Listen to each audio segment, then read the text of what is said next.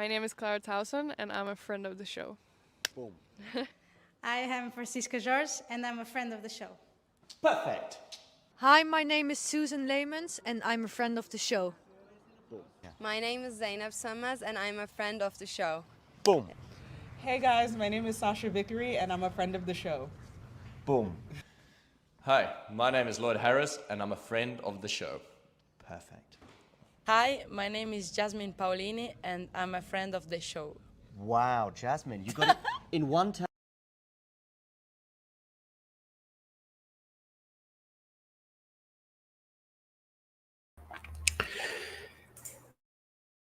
Hello guys, so yeah, I'm only gonna be here with you for like maybe 10-15 minutes before John gets here. Then John is gonna be joined by Anthony, I think, and then at 9, in about an hour, Tom and Bruno are also going to join, so it's gonna be a lot of people on the stream.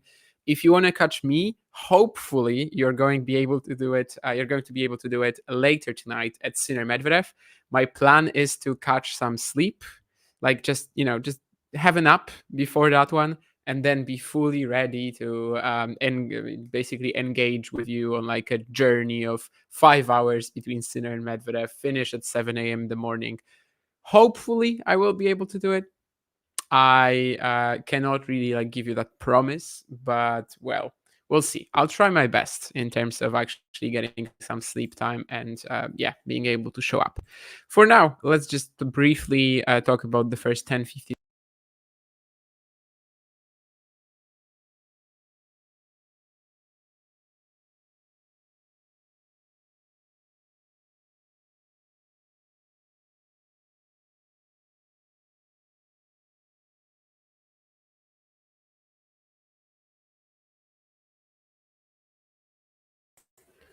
Yeah, that's interesting. On the stream twice for some reason. Let me remove this and let me just once again maybe share the screen for you. Anyway, we're back. We're back in business. They're gonna be warming up. It's the second. I mean, it's the third quarterfinal on the men's side, of course. Yesterday we had both Taylor Fritz and Frances Tiafoe making the final. Today it's going to be Jack Draper against Alex De Minaur and Daniel Medvedev against Yannick Sinner. And when it comes to their rivalry, this is their fourth match. They played at Wimbledon 2 years ago, where Demon won relatively easily. I mean, I remember everyone was thinking that it's just such a high quality clash. We were all sort of hoping for something more out of that one. We didn't really get it. We definitely got the most out of that Tokyo match they had last year, because that was just insane. And if it wasn't for the cramping, Jack was probably going to win it. But of course, it happened. And then he also retired against Demon this year in Acapulco. So the head-to-head is 3-0 for the Australian. But, Jack should be well rested. He hasn't actually dropped a set this tournament yet. He has been improving his best result at the US Open every single time he plays it. Of course, he's already done it this year, but let's see if he can keep going. I mean, if we think that generally the conditioning issues, the physical issues that he has are bothering him more in best of 5 play, which is true, of course, then this is maybe a tournament where he can actually, do something about it, because, well, he just played 3-set matches so far. Also, from the sort of like weather infograph that they showed me a couple of minutes ago, it seemed like it's pretty it's not that hot in New York today, is what I'm trying to say. 24 Celsius, 50% humidity. If you Americans don't know Celsius, I don't care. I mean, I know how to do it in Fahrenheit, but I would have to like count. So no, don't. I'm not gonna be bothered by that. Of my memory, obviously only know the biggest, kind of the most recognizable temperatures. Like 0 is 32, right? And 100 is 212. But anyway, Jack Draper, 30 of up already. He is starting this match on serve. The 25th seed. He's actually the lowest seeded player alongside Lorenzo Musetti at Wimbledon this year to make a slam quarterfinal. This is only the second time in Open era when there weren't any unseeded players in the quarterfinals of men's Grand Slams. The other time being 2012. Of course, this is more of a stat since 2002, when the seedings were expanded to 32 from 16. Earlier, it was like kind of obvious that someone would make it, whereas from 2002, we've only had these two years when no unseeded players make slams. So Draper and Musetti, both seeded 25 at Wimbledon and the US Open, but also ranked 25 at the time. They are the lowest ranked this year. And of course, for Jack, this is his first men's singles, Grand Slam quarterfinal. For Alex, this is already his fourth, although technically third, because, well, he made a quarterfinal Wimbledon this year, but he just didn't play that much because of the hip injury that kept him out of that. Out of the whole lead-up swing, really. He only played, between Wimbledon and the US Open, he only played the Olympics in doubles. So that also is potentially a concern maybe for even Demon if it goes long, which usually in this matchup it was the other way around. And that's the only thing we can really kind of say about his status regarding his physicality, because so far it's been looking good. It also hasn't been pushed like that much, but it definitely has looked fine so far. And otherwise, I was going to say that, yeah, this is his fourth Grand Slam quarterfinal appearance. One, as I just mentioned, the walkover against Djokovic. In 2020 at the US Open, that was his first. He lost to Thiem. That was not a match, really. And also he lost this year, of course, at Roland Garros. And, kind of similarly, I guess. He didn't really have that much of a shot, even though the opponent that time was a bit more manageable, of course, with Zverev. Than Djokovic, I was thinking, or maybe even Thiem in 2020. Probably Zverev is a bit more manageable. Anyway, let's see. De Minaur now into the second game. The first one was super quick for Draper. So far, isn't really hitting through the court. His shots aren't making their way through it, and he's gonna go down low 30 already. That backhand into the net.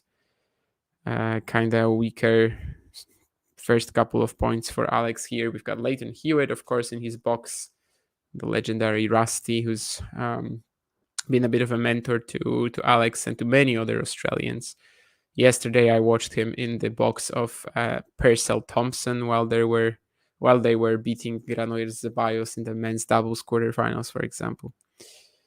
And, well, let's see. De Minaur has to be pretty cautious here already at low 30. So far, Jack taking his attacking shots without any real problems. Of course, there's not that much that De Minaur can do sort of with offensive shots like that off the ground. He doesn't have that spin quality and kind of consistent depth on his shots, but he's done very well over the years to maybe take it a bit earlier, maybe approach the net, maybe serve a bit better, and work his way around that, along with his, of course, usual just insane natural foot speed and ability to play on the defense. But he still wins this point. He kind of poked at Draper, was poking at him, and eventually got the error and managed to grab that very important point at low 30. But of course, the issues are still here. I think it's a let here. Gets another crack at the first serve. It's a great return from Draper. He's in this rally, lifting the ball to the De Minaur backhand. Alex comes over it pretty nicely, but still Draper will be in control here. Can he find the inside in? He goes a little down the middle with it. So we are actually back to trading. Draper opens up the court, goes to the net. It's a great volley, but De Minaur will make it. Very nice, cool-headed from Jack, though, to still win that cat and mouse point eventually. This was a fantastic point from Draper, I have to say. Surviving a bit of early pressure, then starting to spread the court with the forehand. You can see on the replay how that cross-court one was just fantastic. Honestly, great volley. Most players wouldn't get there. It's just Demon is so fast. But in the end, yeah, still kind of kept his cool and managed to win it in a smart way too. Already, only the second game, we've already got the longest rally of 20 shots. And obviously, it's Jack who started better. Let's see if he can actually convert it into a scoreboard lead. So far, 2 break points. Second serve from Demon as well. Kind of just puts it in. Lots of good shape on the Draper forehand cross. Alex trying to come over with the backhand and just kind of, step in. do some damage by taking it earlier, but eventually he's gonna crack. He's gonna miss that ball, and it's a fantastic start for Draper. 8-1 in terms of points. After just 6 minutes of play, he has secured the first break. In fact, I think Jack has only been broken once this entire event. So if that is anything to go by, of course, we expect him to get broken a lot more than just once today, I think, against a returner of this quality. But I mean, yeah, 4 matches, just 1 break, I think, by Botic van de Zandschulp. And that was still a match that Jack won super easily. I mean, he hasn't been able... I mean, he's been able to like avoid playing tie breaks. I think avoiding even like 7-5 sets maybe. So yeah, it's been a fantastic route, really. It hasn't been that tough. Obviously, he hasn't faced a seeded player, but then again, I mean, he faced Mahaj, who's like 30 something in the world. He faced Zhizhen Zhang in the opening round, which, well, on the day didn't turn out to be easy to beat that tough, as the Chinese was struggling with his knee. But yeah, that was just on the day. Usually he can be a much more tricky opponent for sure. Draper having the least amount of court time makes this matchup more compelling. That is very true, Jake. Yeah. Ghosty wants a Saba Muchova. I wonder what that last sort of like, well, injury or physical problem for Muchova was though today, because in the last moments of the match she wasn't fit. So hopefully this is not an issue that's going to hold her back. But yeah, it's just another player where we know that this can happen to her, and it actually makes me a bit worried for the semifinals as well.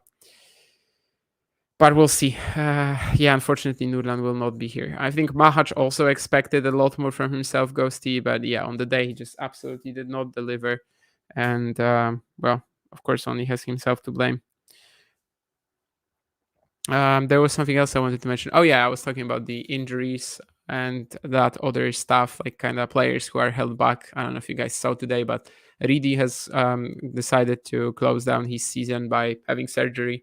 Also, Rusuvori will not play again in 2024. So we've got 2 injuries. I guess Rusuvori has been able to stay relatively pain-free, injury-free over the years, but Ridi definitely not. So today, basically, we've had these 2 announcements that these 2 players will not be appearing again until the end of the year.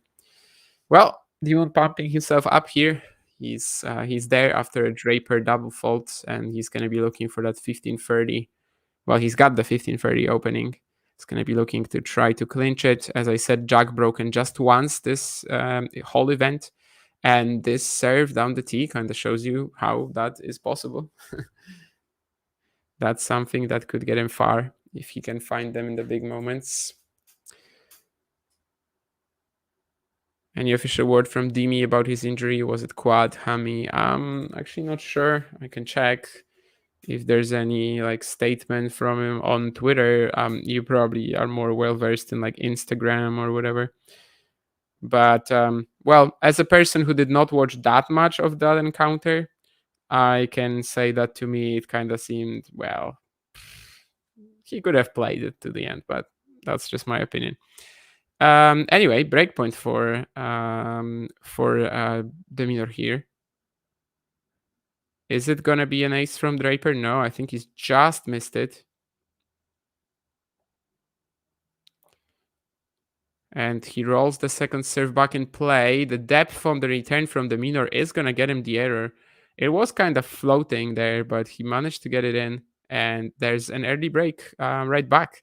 And this is only the second time that Jack Draper has been broken during this entire US Open, which obviously is pretty massive. Guessing groin. Yeah, I've heard some people like leg and stuff, but what's the junior match you're watching, Jake, out of interest? I haven't actually watched too many junior matches, to be honest. This US Open, 6 challengers during the week kind of makes it a little impossible. I'm watching Policzak Klijan right now in Genoa. Policzak was a good junior not that long ago, so I guess maybe he kind of counts as the 2022 Wimbledon champion. But yeah, we still have Grant, who was in the mixed doubles semis, right? We've got Jovic, especially in the girls singles, who I think is the bigger story maybe with how she performed in the women's singles event. So it's no surprise really that she's going deep in the girls as well. I think in the men's, obviously, there's a lot of talent too. There's Budkov Kier, the Wimbledon champion, Sakamoto, the Australian Open champion, Charlie Robertson, for sure. Kailan Bigun as well, the Roland Garros champion. So we still have the three boys singles champions from this year. We still have all of them in the US Open draw as well. So yeah, it's a high chance that one of them picks up the title. Hodar, though, should be dangerous. I don't think I've ever watched Preda or Karahan or Thomas if he beats Rod Herring today. Oh, Rod Herring against Thomas. Okay. For some reason, I was kind of thinking he would be watching a girls' singles match. I'm not really sure what gave me that impression, but I was looking more for that. But yeah, Rod Herring seems like a very good choice. Of course, anytime you can watch him. But well, he's going down. Maybe. I've never watched Thomas before. And thank you for your support, Jake, as usual. We definitely very much appreciate it. And when it comes to today's stream, I don't know what you meant when you said that you were going to cry. Is it because you can't make it for Sinner Medvedev? Or is it because you were happy that maybe...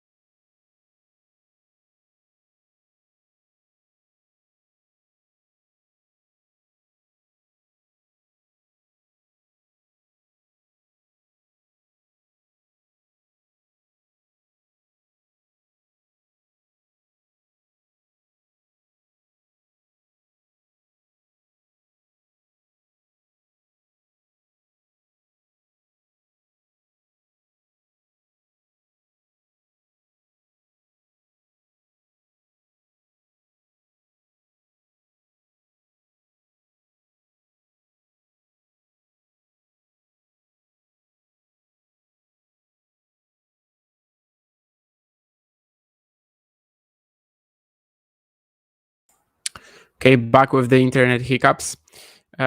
Sue is coached by Muguruza's hitting partner when she won Wimbledon. Who was that? Was that like a famous name or... yeah, I'm not gone, Jake, yet, although I will be gone very shortly. But yeah, is that a famous name, that hitting partner? I don't remember it. I just wonder if it's someone I should know or not, really. But yeah, for now, still here, as Draper apparently broke back again while my internet was doing its thing.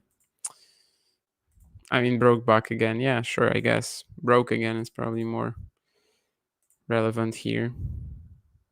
And he is now serving at 3-1. Matt James. Okay, yeah, no. I was not familiar with him, I guess.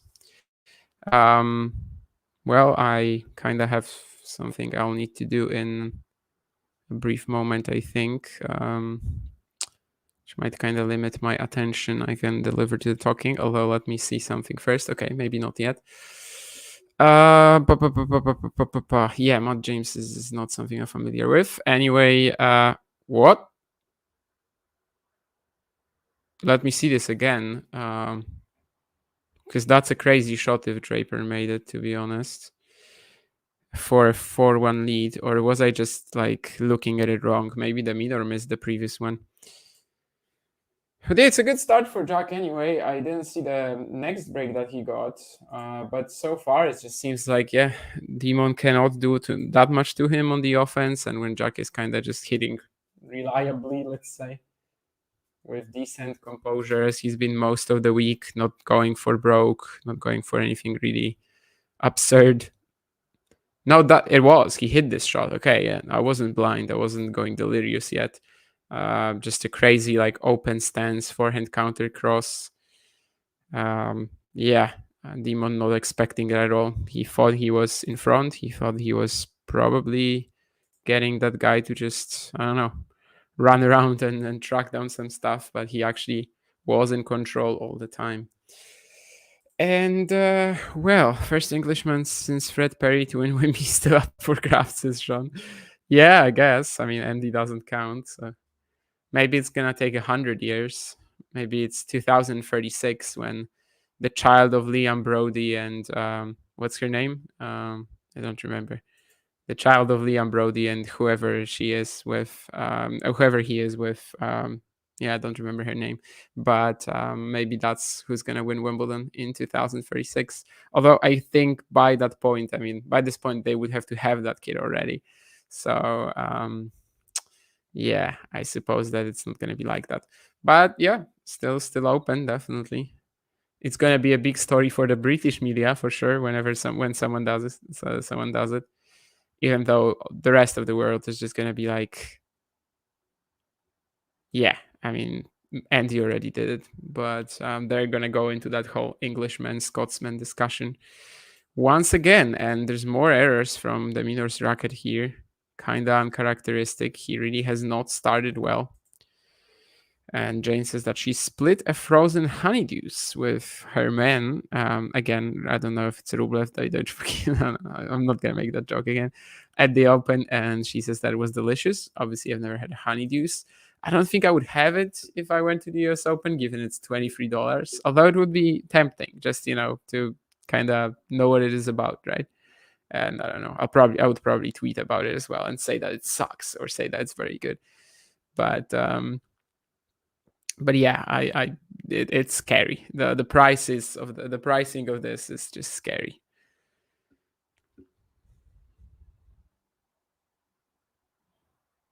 I'd much rather just carry my alcohol in concealed. Who's my number one fave on both tours? I don't know if I have one, really. I mean, it used to be Roger for sure. There were times when it was Ivo Karlovic. Still probably on the men's, I would say. So I have to say Paweł Ciaś. Well, his name is Juszczak now because he took his wife's surname for whatever reason. But I would probably still have to say that. And on the women's, I don't know if I ever had a number one favorite. There were probably times when I cared about Golubic quite a lot. But yeah, I can't say I watch her all that much right now, to be honest. I don't know if there's a Polish player that I'm like kind of, massive fan of. I'm just super neutral in 90% of the matches I watch, if not more. Is there a women's player I like really actively care about? I really would have loved it if Madison Keys won a slam. But I can't say I'm really invested in her results outside the slams, to be honest. I guess, yeah. I mean, I can't really say that. Every single slam, I guess I have my own favorites, kind of specific to that event. But yeah, I don't really get that invested, I suppose. It's just comes with the job, I guess. I mean, you do it far too many times, far too many matches, far too many players, and at some point you just kind of stopped caring. Franziska is fine, but yeah, again, I don't get angry or happy when she loses or not. I mean, I wish her well. I like watching her, sure. I like her as a person as well, but really they do not get that invested. 30 all, and De Minaur really has to stay aware here, or he might just go down like a very quick 6-1 set.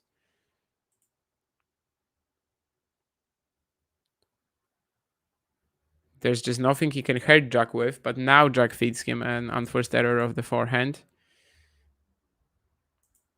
Oh, Lucas Klein, maybe you can also throw in.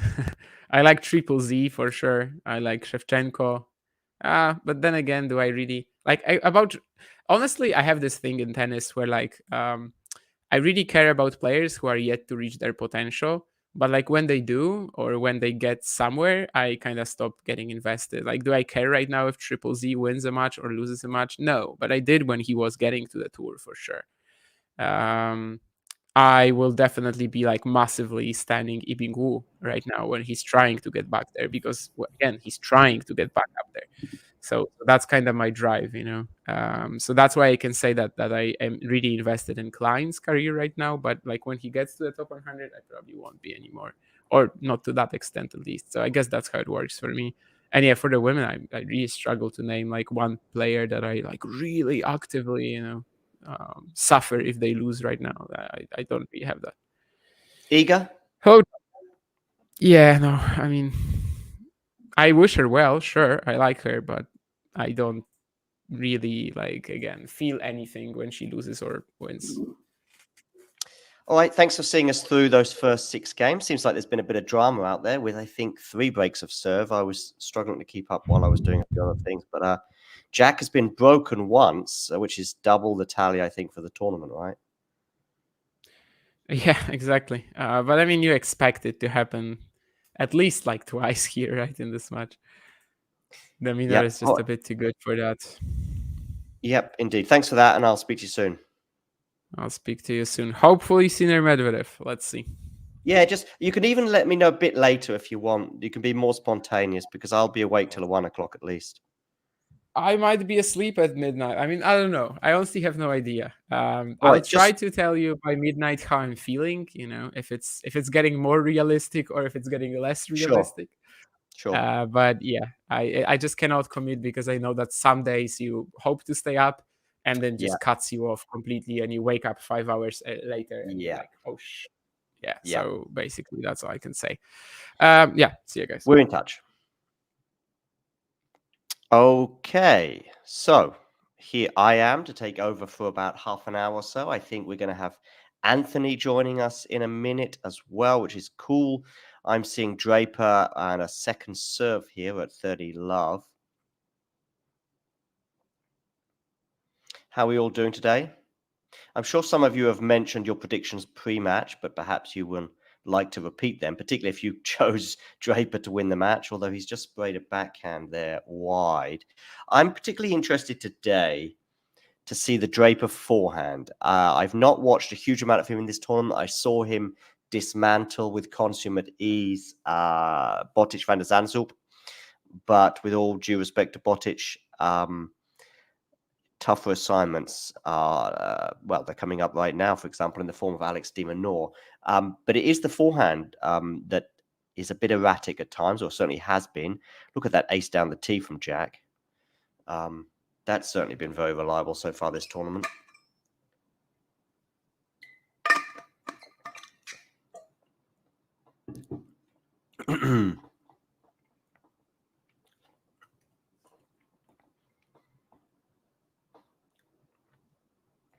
(40-15) here. Backhand return, forehand from Draper into the backhand of De Minaur. There's another forehand. So, yeah, De Minaur seeming to like it. It changes directions now towards the backhand of Draper, and Draper nets. Indeed, rocking the Betis shirt today, Jake. For those of you just tuning in, by the way, please do hit the like button. And if you are new to the channel, please hit subscribe.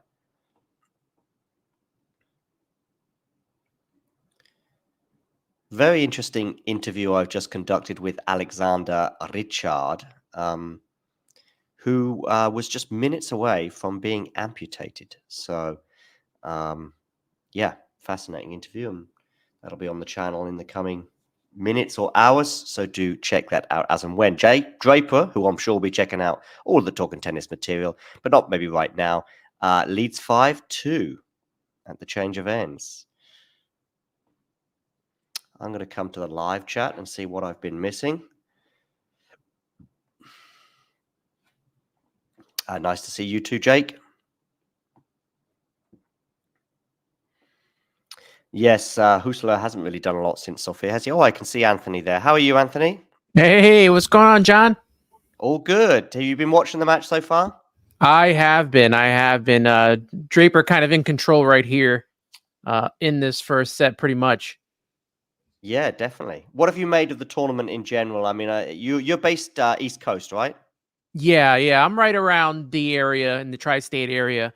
So I got to go to the kind of fan week for the U.S. Open this year. It was a little pricey. The tickets were a little bit pricey what's this going year. on there with these crazy prices I keep seeing on Twitter?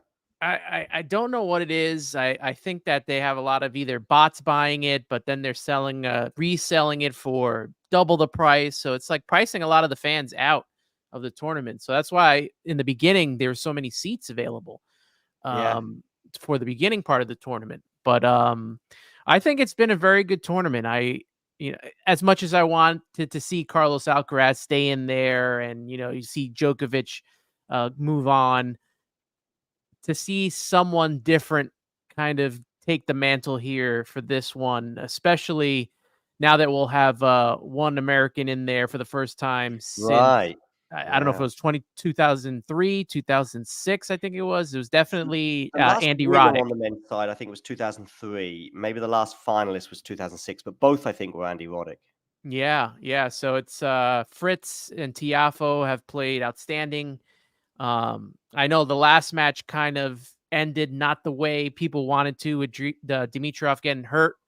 Sure. But Tiafoe has played his butt off this whole entire time, especially that big match against Ben Shelton. So Yeah. it's been a good tournament. Yeah, I agree. I think a few surprises, obviously, with the early departures of the big two. Of course, Yannick Sinner still remains, and his match will be up later. Just coming back to the tickets and the prices, I've been to the US Open 3 times, I think. And actually, weirdly, I always found it pretty good value, but I was buying my tickets pretty late sometimes. So, I mean, I would go on the website. I would go to New York with a couple of tickets already, okay? So I wouldn't be wasting my time. And I knew I'd had 5 days there and Yeah. a couple of days at the tennis and whatever. But other days I would, and those tickets were more expensive, but still not too bad. But then other times I would just go on the website and go, let's see if the women's final, on the day of the women's final of 2022, I went on the website and I got one for $100. And I'm thinking, wow, Grand Slam final, US Open, blah, blah, blah, day of the match. I'm more than happy to pay $100 to watch Iga against Ons as it was. I bought another ticket, I think, for $50. And for that, I got 2 quarterfinals between Arina Sabalenka and I think Pliskova. And the second one was Tiafoe Rublev. So, yeah, I had no complaints. And I'm kind of shocked to see it the other way around. Something I do want to just interrupt us, though, for Anthony, is that we've got 3 set points for Jack Draper here. Yeah. De Minaur seems to be off it at the moment. It's going to be a second serve as well for Jack Draper. I don't know where your stream is. You might be ahead. You might be behind. They're at deuce right now. Oh, you're ahead of me then. Just a little bit ahead. Yeah, no worries. So he saved those 3 set points. I've just seen him hit a wonderful forehand winner.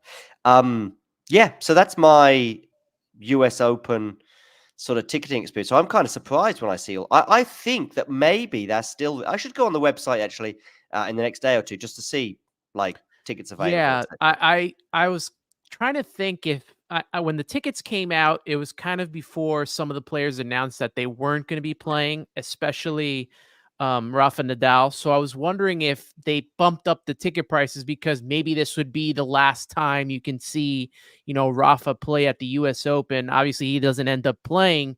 And the first week, I was monitoring the tickets. And when there's not that many, I guess, big matchups or the big guys playing, the tickets seem to have went down. But as of the last couple weeks, and I think I was going to try to go either Sunday or Monday of this past week, the matchups were too good for the prices to really go down. And when there's not a lot of other matches with the ground passes and stuff like that, it doesn't seem to go down. But glad you got one for 100 for the women's. That's a great deal. 2 years ago that was, but yeah, incredible. Fantastic. I think I bought it like maybe 2 hours before the match, maybe a bit more, 3 hours before. But things may have changed. I'm watching another set point here for Jack Draper. So it's the fourth one of this game. Of course, he has already got a break in the bag anyway. So you'd expect him one way or another to get over the line. But we'll see how this rally pans out. As I see, De Minaur thought about coming into the net there and didn't, and actually took the reward by hitting a backhand winner. Yeah. What stream are you watching on, by the way? So I have it on the ESPN. Yeah, just the regular channel that I have on. If I was on an app, I might be a little bit behind. Okay. But with it being on TV right now, I think De Minaur just is up advantage here. Yeah. You are a point or two ahead, but I think maybe it's the app thing, because I know one or two other Americans that have joined us over the last week or two, and they're kind of at a similar spot to me. Yeah, all the apps seem, and it's not just for tennis, other sports as well. All the apps seem to be about maybe 30 seconds behind. Right. Yeah. But this set looks like it's going to keep going here. De Minaur wins that one. So it's 5-3 now. Yeah, he's got that 5-3. I've just in the previous point where he basically Draper didn't do very well with a volley, and De Minaur pretty much whacked it at him, and he quickly reacted by getting a racket on it, but of course that went out. Yeah, so De Minaur is going to force Draper to serve this one out. Let's see how your nerve is, Jack, at least at this. Did you say you went for qualifying? Not this year. Well, there were qualifiers, but I went into Ash to watch some of the practice because Carlos was in there at the time, and I think Sabalenka was as well. So I'd miss some of the qualifiers that were playing out there, but a lot of the stuff while I was there was a lot of practice was going on. So I think it was still early in time for the qualifying matches. What is your beer of choice? Jake asks, if you do indeed have a beer of choice. My beer of choice. So summertime, I like a Modelo. Okay. And during the winter, I like a Canadian Molson. Just checking. So how do you spell Modelo? Modelo. Okay, I've got it. Yeah, I've got it. Oh, nice. Yeah, I think I know this one. That's your summer beer, right? That would be my summer beer, yeah. Is it Mexican, maybe? Yes. And then the Molson during wintertime, Canadian Molson's got a nice little taste to it. Also, I like, I think what the other, Stella. I like a good Stella. Yeah. I think Jake is a big fan of beer, and he's disappointed tonight that he's on the siders, and he said, am I going to be joining him? And sometimes I do, for sure. But I have a very early morning tomorrow morning start. So I feel like tonight's match is going to be a long one. Oh, and that too as well. Yeah. So we've got plenty of tennis to come. I mean, who knows? Pegula and Swiatek could be a long one too. But yeah, Medvedev Sinner traditionally has always been a long one. Sinner won in good sets, but Tommy Paul played him very well. And I feel like Medvedev is going to give him a hard time in this one. That's a nice matchup to get into the semis. Yeah, I think Tommy Paul may have one or two regrets because, of course, he was up a double break in that first set. The tie breaks were close. He had chances, I think, at least one of those tie breaks. But mentally, if you go from 4-love, I think, or certainly 4-1 with a double break, and then your opponent breaks back twice, it's very difficult to recover from that. Yeah, a lot of players have had a hard time. Whether it was Paul, Coco Golf. I don't know if you saw yesterday. Paula Badosa had that complete collapse. Yeah. And you can see it. I mean, I've been in the stadium, funny enough, for Coco as well. It wasn't a collapse of Coco. I'm talking about a couple of years ago. I saw her playing. You could just see the confidence just shot. And Badosa yesterday, I really every felt shot. for her because she looked visibly upset. She was up 5-1 and it went off the rails and Navarro was just unstoppable. Yeah. And yeah, the other thing as well, Navarro is someone who's going to make you play another ball. And Mhm. yeah, she's not someone who's going to give you many free points, which she would have needed at that point. Jack here in a little bit of trouble on his serve. I'm just watching a rally here at 15:30. He was in no man's land at one point. Draper's forehand, I've been watching him over the last 18 months or so, and I said it earlier in the stream, it's back to 30 all. Draper's forehand is something I'm interested to see how consistent or not consistent that is today, because it is a part of his game that can be a little bit erratic. So we'll see. But his serve has been, this is only he's been broken in this match already, Anthony Draper, but it's only the second time he's been broken all tournament. Yeah. He's struggling a little bit with some of his returns, which is giving Alex some points here. But the fact that he's up 5-3 still got a little bit of leeway. Yeah. To get through here. How's the temperature today in East Coast US? It's starting to cool down. Actually, when I went towards the end of that last week, it wasn't too bad out. Okay. I know that during this first matchup today, both players were struggling, I think, with the heat. It looked like it. Muchova and Hadamaya. Yeah. Yeah, of course, it was a little earlier in the day. What time is it now? It must be sort of 2:45 your time, right? It's 2:45 right now, so the heat will start to lessen a little bit at around this time, around 3:30ish. But they're in shade right now. The girls weren't. That's extremely helpful. And that's probably the big difference. I mean, I'm looking at a court entirely in shade. I mean, a third of the stadium will not be, and I hope they're wearing the right protection because that can be obviously pretty tricky. But 2/3 of the stadium or 3/4 of the stadium is in shade, and the court itself is also in shade. Is that a double fault from Draper? It is. So we're at advantage now for De Minaur. Just having a little trouble putting away this set. Yeah. De Minaur is someone who's not going to go away easily as well.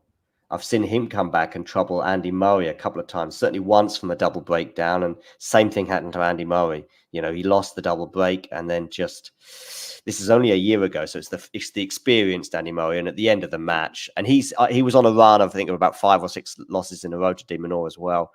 And at the end of the match, he was just whacking his racket on the ground in frustration. Well, De Minaur leads the series, the head-to-head series, 3-0 on Draper. If Draper takes the set. Indeed, he does. And he got a little helping hand, just as I was commentator's curse there, because the previous point, De Minaur dumped a forehand, very easy forehand into the net. So that will be a welcome bonus for Jack, because he's got over the line 6-3 in this first set.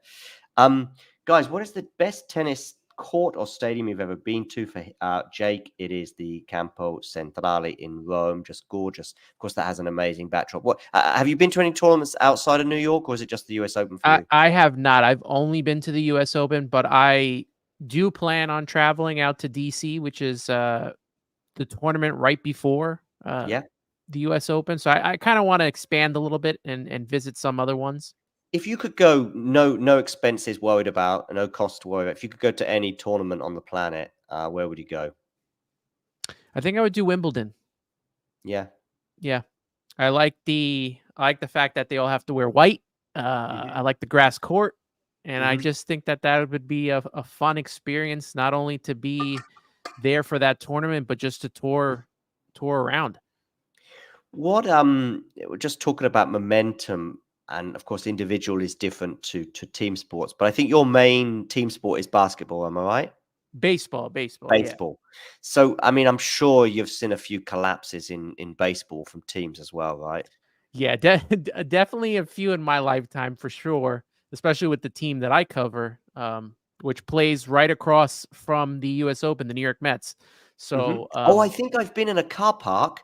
So this is 2016, I think, my first trip to the US Open. And I was in a car park and a load of people were there with their boots, or what you call the trunk, I think, in US English, but we got in the boot open, and a barbecue out, and some beers and stuff in the car park outside that stadium. Yeah, tailgating. Tailgating is a big thing, especially Is that at what you Citi call it, Field. tailgating? Oh yeah.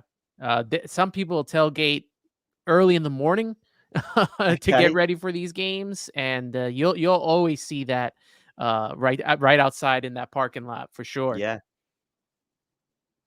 And so you were going to say the Mets have had a collapse or two, have they? Yeah, they've had multiple in my lifetime, some big ones too. So I am not averse to the collapse, and I've definitely seen my fair share of them. And hoping this year's a little bit different as baseball winds down this season. It's crazy because they're good this year, and you have the U.S. Open, so trying to get there is crazy with all the traffic and stuff if you're driving there. Yeah. But the experience is fantastic. I guess they play at the same time as the US Open, do they? I mean, I'm pretty They sure that do. night that it was a Monday night, 2016. It was the first night of the US Open, and it was actually I was going to watch Djokovic play, and it was the night that they opened, or they first had the roof there, and Phil Collins was playing as well inside Nice. Arthur Ashe night session. But the hours before it, I think I went to a shop to find some beer. But of course, you've got to be very careful in the US, New York especially, I think, in terms of beer consumption on the street. But luckily enough, this car park provided a welcome solace for me to drink my beer. Nice. I will be at the stadium on Saturday for the Mets game, and it'll So be on the same day as the women's final. So what time? the games I think it starts at 4:10. So it's right around the same time that the Yeah, finals happen. yeah. So got to get there super early, especially to avoid traffic. I did go one year where it must have taken me 3 hours to get to the stadium because both were going on at the same time. I mean, of course, when I'm in New York, I'm always using public transport. But yeah, Best way to go. the women's final will be about 4 o'clock. They try, I think, to have it on at a reasonable hour for European TV viewers as well. So generally, the Australian Open is on sort of 9:30 in the morning in Europe, Yes. and the US Open is on sort of 9-10 p.m. Across Europe. I say 9 or 10. Of course, British time is 9 o'clock, Central European time 10 o'clock, and then 11 o'clock if you're a little bit further east. But all of that is, watchable if you like. And so I think it will be about 4 o'clock on Sunday. Yeah, the Australian Open is a little harder for me. Yeah. Obviously, same thing over there for US Open, but I think that the Australian final started. I remember that one specific one was the Medvedev Nadal comeback. Uh-huh. I Yeah. think it started at maybe 2 in the morning. I kind of fell asleep because Medvedev was cruising, and then I wake Yeah. up and Nadal had already tied it. Yeah. So those happen very, very early in the morning. I mean, that final was difficult, even if you were in Australia as well, because I think there's a funny moment when Nadal is giving his winner's speech, and he goes, "Well, good evening," and then he goes, "Oh," and he stops and he goes, "Good morning," actually, because I think it was 2 a.m. or something. And I think Australian that time. was immediately post-COVID, where they weren't allowing they weren't allowing the fans to be out that late or something. Oh, there was certainly the French Open of 21. I remember some issues there with Restrictions, having to right? clear the stadium. But Yeah. by I think January 2022, certainly in Australia, they were out the other side of the COVID issue, so to speak. Someone who's not quite out of their issues is Alex De Minaur here on serve. Jack forcing it to 30 all before it does go to 40-30. For those of you just tuning in, do hit the like button and, of course, subscribe to the channel if you're new. Also, give Anthony a follow on Twitter. What is your Twitter handle, Anthony? At Aunt Rivera 86. 86. I'm guessing that's your year of birth. Yes, that is. And So I've been doing my best to cover as much of the tournament as I can. So you'll see some comments from looks me like you're here a and hockey there. guy as well, right? Yes. So I'll be covering hockey once the season begins in October. Probably for casual Europeans like myself, hockey is a little easier to follow. I've been to one hockey than something like baseball, for example, where I think the rules are a little bit more at least for me, a little bit more tricky to follow. Like probably for you, maybe cricket is also like what's going on here. I don't know. Yeah, and the funny thing too is so one of the US channels covers cricket. And I said, let me watch it for a little bit. And it was confusing for me. It was.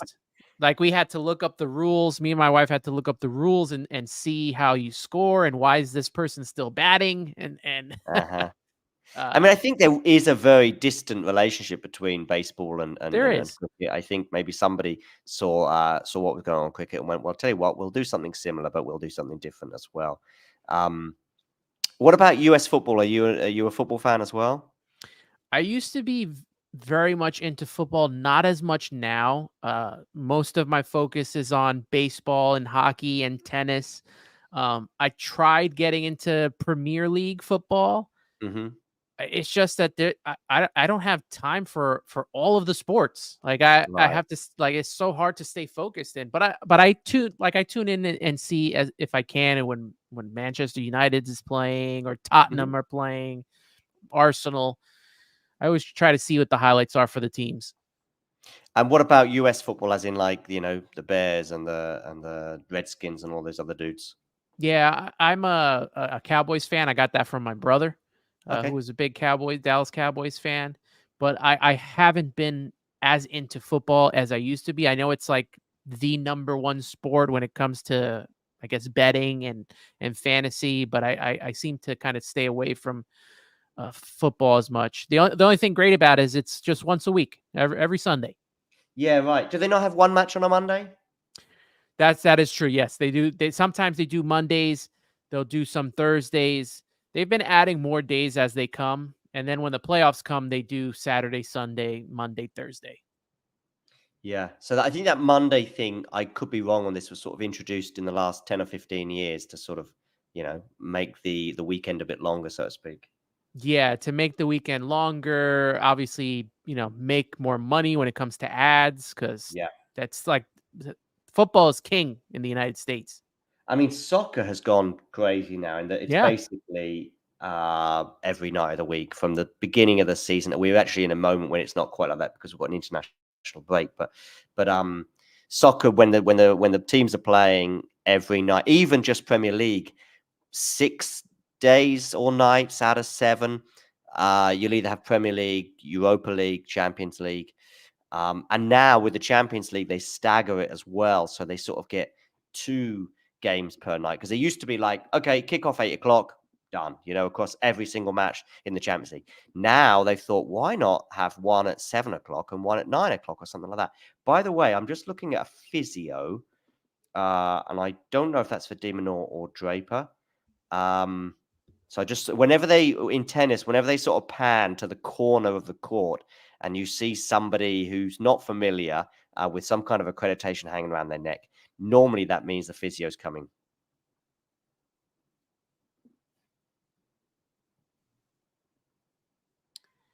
Yeah, Draper seems to be just struggling a little bit with the forehand. He's Yeah. like just missing on some of these shots here. Yeah. Just prior to that, though, there was an excellent Yeah, the backhand. Physio is waiting. Yeah. I don't know if it's for Draper.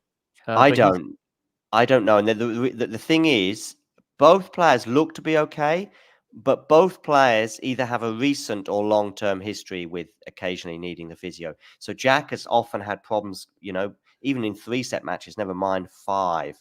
It has been a thing, as it is for a lot of younger players on tour. But it's De Minaur, of course, who's coming back. I wouldn't say rushed back, but he's certainly... This is the first tournament he's basically been ready for, having got injured at Wimbledon. I've just seen that forehand that you were talking about, by the way. Very, very close, though. Yeah, so I'm not sure. And sometimes in tennis, you're just like, oh, I didn't even know there was a problem. And I'm yeah, kind of and feeling De like that. Minaur, I don't know if it's because he slipped here, but he did grab his side. Okay.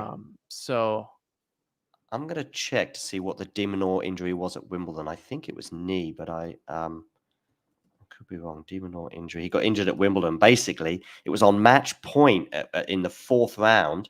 He wins that match point against Arthur Fils, but on the exact match point, I can see, yeah, I can see him struggling a bit there, De Minaur. On that exact match point, he pulled something or stretched something, And he didn't celebrate as a result, and went just and sat down on his chair and just shook his head. One of the most bizarre match-winning celebrations you'll ever see, because he sort of shook his head like, "Oh, I know that this is serious, and I'm not going to be able to play my next match." And that's exactly what happened. And he didn't play again until the Olympics. Yeah, I think he might have pulled something, a muscle, but we'll see. Yeah, the only hope is that it doesn't end up kind of the way it did for Dimitrov last night. He tried playing through it, but you could tell he was even motioning to his team that he was just done. Yeah. It looks like he went to Draper though. Okay, the physio's going to Draper. And then they cut to a commercial, so I don't know if they went Okay. to both of them. I'll let you know in about 30 seconds, because I'm about 30 seconds behind you. But I'm just having a quick look at the injury he had before, which was a hip injury, is what De Minaur had. That's what he was grabbing. So Yeah. We'll see. We'll see if you come back from the commercial or I end up seeing the... oh, I see as well. Draper's got the break. 2-1 after De Minaur. Another unforced error. And okay, so I'm now seeing the physio running on, and they are attending to Jack Draper. Yeah. So it's now I Draper. wonder if this has anything to do with kind of what happened earlier with the women's, because they both needed to have Did been they? attended to. I didn't see that match. So okay, just because of the heat or something else? I don't know if it was the heat, but Muchkova had to go to the back, but she came out quickly, and then they checked on the other one, and then they were checking on both of them to make sure that they were okay. I assume that maybe there was a little bit of heat issue with them. The sun was directly upon them, so it was a little bit different than the guys being in the shade earlier today. So Draper here, according to this Twitter account, and this is a random Twitter account, so please don't take it as as 100% accurate, but it's probably not too difficult when you can see what's going on in front of you. The medical timeout here is he looks like he's getting some attention to his right thigh. Yeah, they are taping it up right now. Oh, are they? Mm-hmm. And that is a concern both for now and, of course, going forward. He is up a set and a break. Yeah. And if he just serves out of this world, which he can do, he'll be 2 sets to love up. But of course, going forward, playing with an issue, well, we'll see. My biggest concern with Draper is that he has got yeah, and I can also I'm getting some WhatsApps now as well from somebody in a WhatsApp group saying he thought he saw Draper get injured at the end of the first set. But didn't, think anything of it. And now we're 3 games into the second. And yeah, I can see that fairly heavy strapping there. But yeah, the Draper issue, it's been a theme throughout his ATP full career, really, that it's generally that he'll fade away in a match, or I mean, it's unusual that he's obviously up a set and a break and looking so good. And also in a tournament where he's not lost a set yet, so he's not had to be pushed physically, and it's not like he's going 5 sets back to back, and then you sort of understand. But And his serve has been pretty good as well so far. I mean, his trot back to the court looks okay. I mean, he's a big guy anyway, so he's not someone who maybe is darting around the court like a De Minaur, for example, or a Baez. He's someone who maybe appears a little bit more cumbersome than other players, and that will be throughout his career. So it's been difficult to pick up on it. But as I say, one person did at least see something in the first set, and and there comes an ace down the tee. And even if he is hampered marginally, if he serves like that, and he'll be up 2 sets to love. Yeah, and he definitely feels good enough to keep playing. Like I mentioned earlier with Dimitrov, he immediately motioned that he was not going to be able to finish this, even though he stayed out for a couple more points. But he was motioning last night to his team that he was done. Yeah, I fell asleep, unfortunately, during that match. I saw Tiafoe win the first set. I mean, it was kind of a win-win for me, that match, because I like both of those guys. Yeah. Are you excited? Are Americans excited right now about this?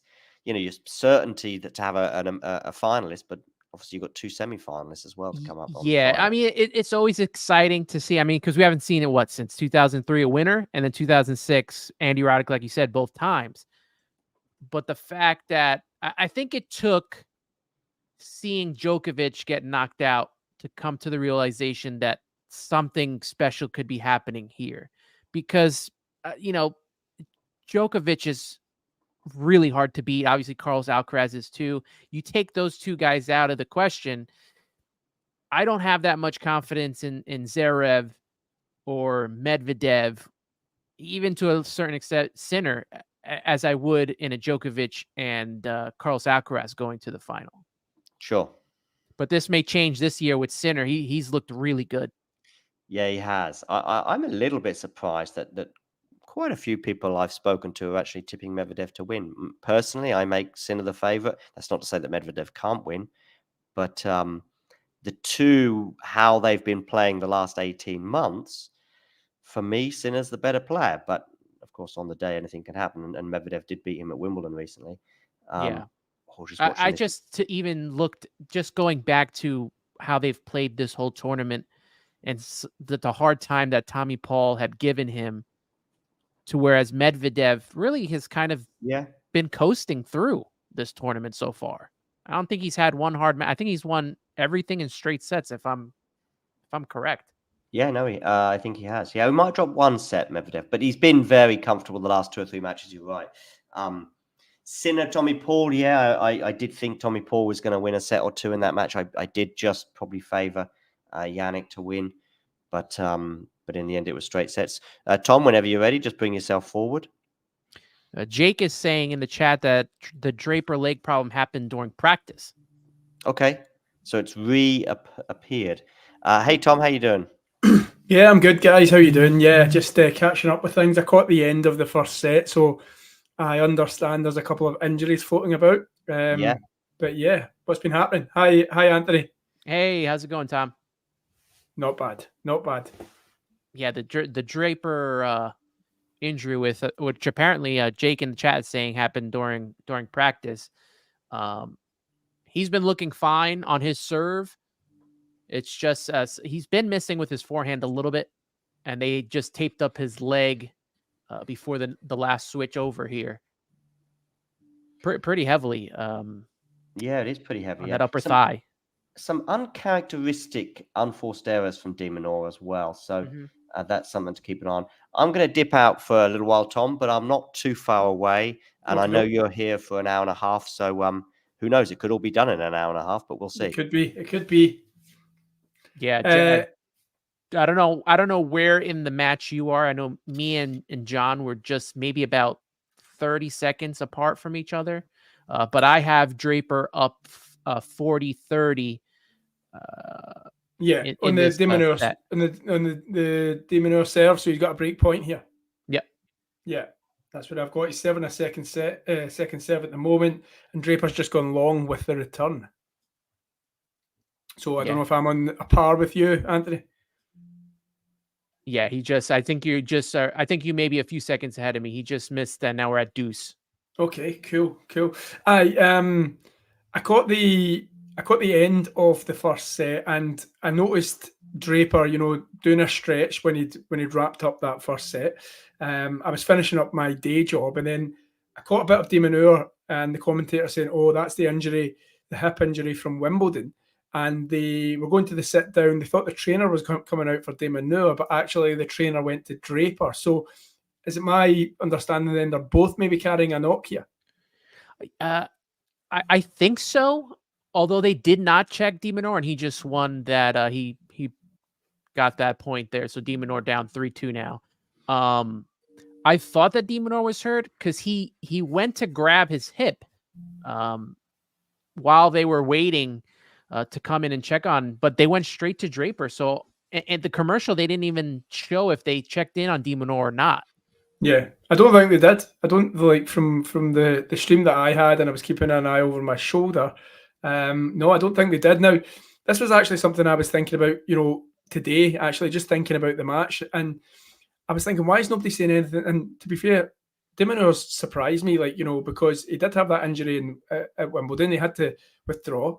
And then it just kind of felt like, a couple of weeks rest and he was back into playing, and there was no blowback, there was no repercussions from that injury. He was just back in and he was winning a few matches. And I thought to myself, surely, because like even in the Talking Tennis chat, it's like, oh, who's going to win? And everybody's going for De Minaur. And I'm thinking, why are we not thinking about De Minaur and the fact that like 4 weeks ago, he had to pull out from a Grand Slam because he was injured, and surely that's going to have a bit of a toll. And so I just wondered, like, is it the same injury that this hip? Well, he grabbed, I don't know what side that he hurt in the injury before this, but he did grab his left, his left hip side. So we'll see if that has any effect later on in the match. Obviously, it's for everyone to go for De Minaur. Head to head, he's 3-0 against Draper. But Draper has, and ironically, Draper retired in one of the, I think, the last meeting, didn't he? Yeah, I think so. In Acapulco earlier this year, yeah. Because you sometimes you think it's ominous, don't you, when a player winces, maybe holds part of his body and then loses serve almost straight away, and then you think, oh, here we go, it's curtains for this. Yeah, you got to wonder too, like if there's anything with the weather, because I know the women's before this match, I was telling John earlier that both women had to be checked on at the same time. They were able to finish their match, but with that match in Acapulco, it went 6-3, 2-6, and then 4 love. So he did not finish. Draper did not finish that match. Yeah, so he retired, and these Grand Slam tournaments, we all know, particularly on the men's side, given the 5-set nature, but it's a slog. It's all about managing your body as well as managing your opponent. I think it's testament to the longevity of a lot of these players in the big three and what they did, and the fact that we're seeing this more and more for me, in terms of players getting checked on in matches and maybe carrying something. Retirements, withdrawals. Look at Dimitrov. When was the last time? I mean, I'm sure you're going to hit it with a start as soon as I finish this question, Anthony. But when was the last time you saw a quarterfinalist pulling out a Grand Slam quarterfinal? Yeah, and he really didn't want to. I mean, he tried. He really tried to play through it. But even when he initially got hurt last night, he went to his team and he was like, no, I don't think I'm finishing this. But he tried to push through a couple more points. The trainers came out, he went into the back, came and play to at least finish, I guess, that point.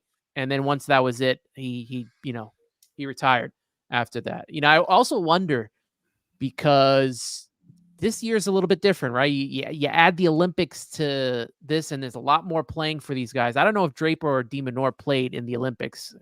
I wasn't able to fully focus on the Olympic tennis, but you look and you see what Carlos Alcaraz out of steam, Djokovic out of steam, and these guys, a lot of the Olympics, even in the girls, Coco Gauff, a lot of them retiring early and being knocked out early in the tournament.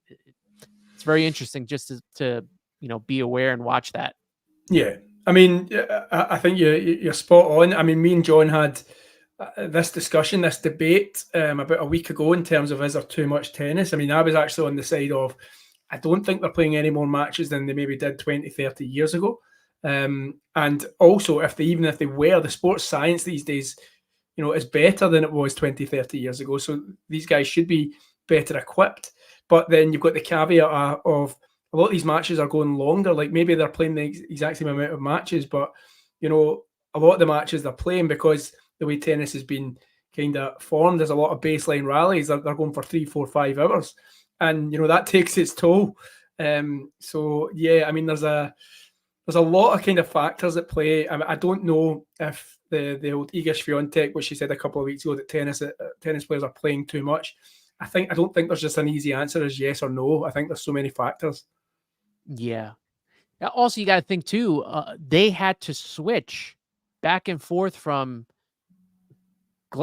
they went from the French Open, which was the clay, to grass, back to clay, then to the hard court. So for the Olympics, that's got to take a lot of toll, on their legs, on their bodies. Shout out to Super Dave saying hello in the chat. Appreciate you Jake, everyone that's in the chat right now, make sure you give Yeah. a like and subscribe to Talking Tennis. And we're getting you through this match here. So I was actually going to reference Jake. I think it was Jake who had said that the second set here is huge for Draper. Yeah, it was Jake. I'll pull it up now. I think that's key. I think it's a great point Jake makes. And hi Jake, I'm good.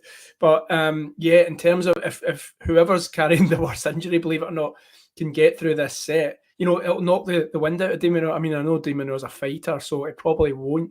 But in terms of Jack being in this position, being a setup, being a breakup in the second set, thinking his opponent's done and dusted injury wise, this is huge. If I mean, De Minaur, where I'm at, has got a break point here, and it's on Draper's second serve. So I'll maybe just take us through this point here in case anyone's not watching it. Draper serves out wide. De Minaur plays it right on the line. Draper picks it up. Backhand cross court by Draper. Forehand by De Minaur. Backhand to the body of De Minaur, who goes down the court in the middle. They're now playing backhand or forehand rallying here. Forehand by De Minaur. He's finding his mark. There's more intensity to De Minaur's shots here. He comes into the net. Jack picks him off though, and Jack Draper saves that break point, and he punches the air. He knows how big that one was.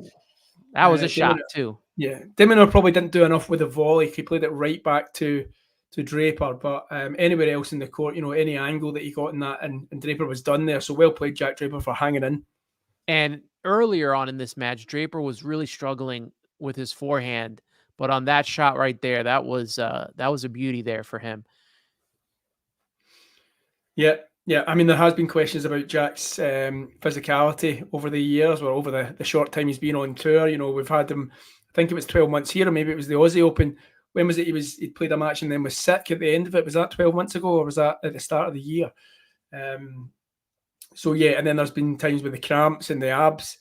So yeah, Jack's going to have that question mark, but I think this has been a breakout run for him in terms of putting that to bed. He's only lost before this match. He's only lost serve once, hasn't dropped a set. I know he's lost serve today already, but he sees that game out, so he extends his lead 4-2. Yeah, and this has got to be great for his confidence, not only in this tournament, but in this match. When you look at their head-to-head, and De Minaur's 1-3, and this guy Draper's could possibly be up 2 sets if he finishes this off here. It's got to be good for Jack to going into a possible semifinals here. Good thing for any De Minaur fans, though. It doesn't seem to be as if, I've not seen him hold this hip since the end of, or since that moment at the start of the second set. But it's just a funny old match, this one, because we don't know the full fitness of either player. Jack's thigh heavily strapped up, I just noticed. Yeah, they taped that up pretty well, and then they, I don't know if they put some numbing cream on there or something, but they were rubbing something on top of the taping as well. Hopefully it's not, what's it called? Clostebol or whatever it was called. So Jack Draper apologises. He's got love 30 on the De Minaur serve. This will be a big insurance break if he can get it. Yeah, this would be a huge break if he can get it here. Go up 5-2, second set. Pretty much take, whatever life in this set that De Minaur has. Would you see a way back for the Aussie if he was to kind of, this second set, lose it by a double break? It can almost either G you up for the next one, or the fight goes out of you. I say the fact that they've played each other multiple times already, and that he's won, that there is a possible chance. You just never know here. And there does seem to be something bothering De Minaur when they put the camera on him. Yeah, when they put the camera, I feel like I've given him the death nail there by saying he doesn't look to be bothered by it anymore. And then so the old commentator's curse. As soon as I said that, and he put that one into the net there, the camera, like you rightly say, went straight to him, and he looked like he was wincing a little bit. I like to say never, especially when you see Djokovic come back from 2-0 sets all the time. But this is definitely totally different. I mean, he's a different animal. Yeah, of course. I'm not giving Draper the semi-final berth just yet, but what a test it'll be for him, whoever he faces. It's going to be a cracker tonight, don't you think, Sinner Medvedev? Oh yeah, that's going to be a big one. I see that going along because, you know, based off of the last match, and I don't know, maybe I'm wrong, but Tommy Paul gave Jannik Sinner a run for his money, even though it doesn't look like it when you look at the final, you know, tally there. But he definitely played him very well. A couple of mistakes from Paul, you know, ruined that whole match for himself. But Medvedev has kind of really cruised through this tournament.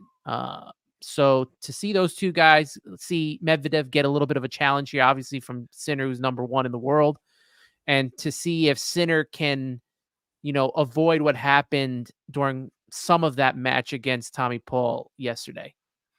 Yeah, I fancied Medvedev. You know, I thought he would get to this round at least. I had others on this channel basically writing him off, saying he hadn't won a match in 2 months. But this is Medvedev's tournament, though. Like he's been to 2 finals, he's won 1. Yeah, there's a magic about Medvedev in New York. He just loves the courts. He loves the pace. He loves the crowd. He's got that love relationship now with him since the Nadal final. Yeah, he's a good hard court player. Yeah, he's a hard court specialist, as he likes to remind us. So yeah, it's just I think for Medvedev, it's all up in here. Like, can he stay focused? I mean, we've seen his buddy Rublev, like they just can't control himself. Medvedev gets a little frustrated too, not to that extent. I think like Rublev's over the top, but definitely Medvedev can get in his own head sometimes, especially when the crowd, you know, goes off. That really frustrates him. Yeah, he doesn't really have that kind of Djokovic trait, does he? That Djokovic feeds off that. He if he's losing in a match and the crowd are on his back and he's maybe had a bit of a chat. He plays into it, actually. Yeah, like he loves it. Yeah. The amount of times I've watched it and I've said, watch this, he'll come back now because he's that's sparked him. That's lit the fire inside him. So yeah, I mean, De Minaur in this game so far, he has saved 4 break points, including being love 40 down. Seems to be trying to play a little bit shorter tennis in terms of maybe he's not got the fitness right now for the long baseline rallies, but a couple of times he's come into the net, a couple of times he's just tried to go for it with a +1. But Draper has got a 5th break point in this game. You know, I wonder too if he's trying to play a little bit of the mental game against Draper, knowing the fact that he did tape up his leg, he did get attended to, knowing that maybe there is something wrong with De Minaur, but he's trying to play it off a little bit so doesn't kind of give away anything there. Yeah, it could be because, you know, you're going to notice if you do know that your opponent's had treatment or he's winced or what, and so you're going to try and take advantage. And yeah, that's a good point because he's maybe like, I don't want to. It's like playing poker. It's like maybe not showing your hand too quickly. Yeah, do you know what I mean? Good serve out wide there. So he saved 5 break points. He was on the deuce point. I served out wide, and Draper could only find the net at a stretch. So we're back to game point for De Minaur. He'll be really loving it if he can get out of this one. Yeah, the more De Minaur makes Draper work here, you wonder if that leg comes into effect at all at some point. Obviously, they're going to have to check it at some point later on if this goes deeper into the match. Yeah, I mean, obviously, De Minaur's not had any thoughts about retiring, right? Let's put that clear. But I just wonder if when that, like you said, when that hip moment comes and then he sees that Draper's getting treatment, he's like, you know, he's going to run out of steam at some point. So if I can just hang into this match and still play, then, you know, the tables might turn. Yeah. And like you said earlier, you know, you don't want to get walked over in like a match like this, but you definitely don't want to bow out into the semifinals. Like, yeah. Well, I remember like the famous one is Alcaraz, isn't it? Like Alcaraz Djokovic at the French, 18 months ago, and he had that cramp in the start of the 3rd set. Couldn't walk, couldn't play, but just kept out there. I think he ended up losing 1-1 in the last 2 sets, or 1-0. Even Nadal at Wimbledon a couple years ago, he didn't even get to, you know, he finished his match, he won his match, then he didn't even, you know, he bowed out after that. Yeah, Taylor Fritz, wasn't it? And then he allowed Kyrgios to reach that final. So there we go. De Minaur has held serve there. He punches the air. He knows how important that one was. So they're going to go and sit down. Still no sign of a trainer for him. And he's just going to get a bit of refreshment. In fact, no, it's a new racket. So it must be new balls coming up for Jack Draper, because that's what they usually do, isn't it? They usually get the new racket out when they're returning the new ball. Yeah. New racket, get a drink real quick. Yeah, good man, good. I'm just watching the replay here. Some decent rallies, some decent ball striking from both. Jack Draper, though, has he proved doubters wrong in terms of getting this far? Like, has he got the game to be a Grand Slam champion? He's been talked about a lot in the UK media. Certainly, the hypes went up. You can always tell when somebody in the UK is doing well when the BBC starts picking up tennis news, because they've been sending me notifications all day saying Jack Draper plays in the quarterfinals. So. Has he shocked you at all, Anthony? Because a lot of people think he's a third, fourth round player at a Grand Slam, but he's been talked about as a kid with a special talent for a few years. Like you mentioned, the injuries have always come into the conversation when they talk about Jack Draper. He's trying to prove people wrong. So is this the breakout run that we've been waiting for from him? It would be nice to think so, right? I mean, especially in a tournament like this, the final tournament of the year, this is a good way to go into kind of that, a little bit of a kind of an off season of definitely for the slams, is to get either Jack to, the semifinals or even the finals, if he can possibly do that.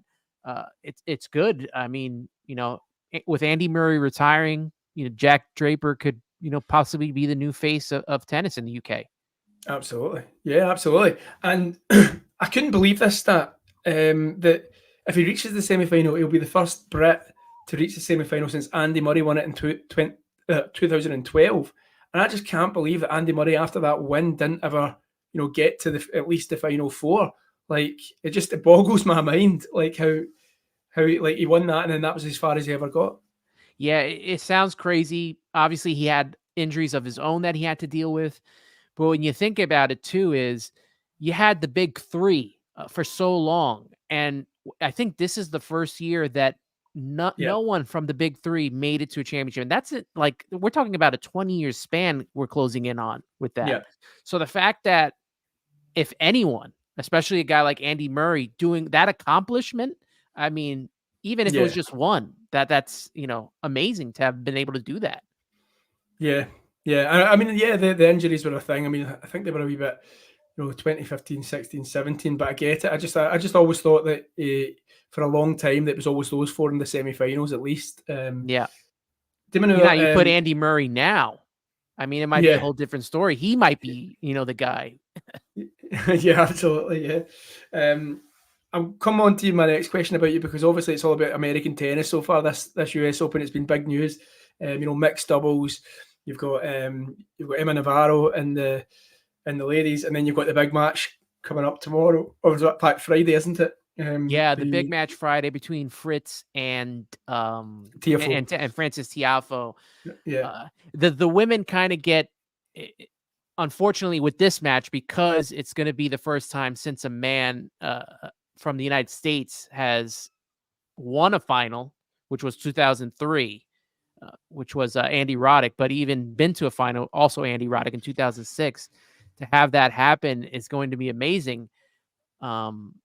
Yeah, I mean, we had you had this chat the other day, because like we were talking about like Anastasia, who often puts content into the chat. Nick was saying on, I think, Sunday night that it was the first time that Anastasia was saying that she struggled to get tickets for the US Open, and she was putting that down to the fact that Coco Gauff had won it last year, and it raised the profile of the event.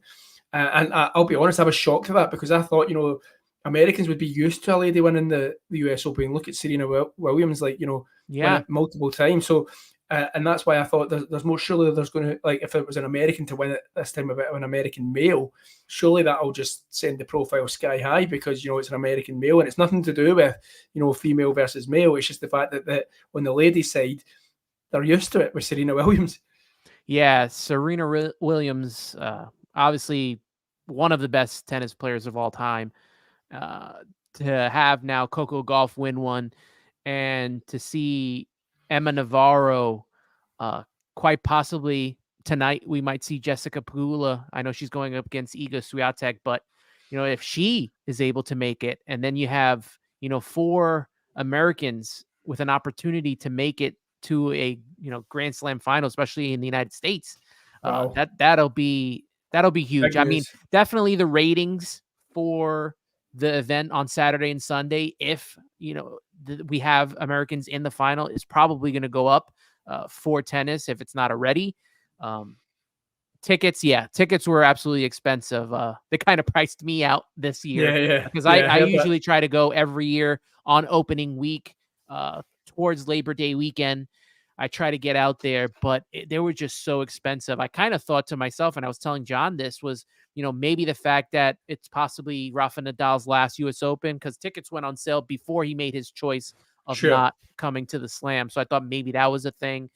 But you really have to look up to the last minute to see if you can try to get a cheaper ticket out there, because they have been super expensive, not only for Ash, but for Armstrong for Armstrong, as well as even grounds passes were very expensive as well.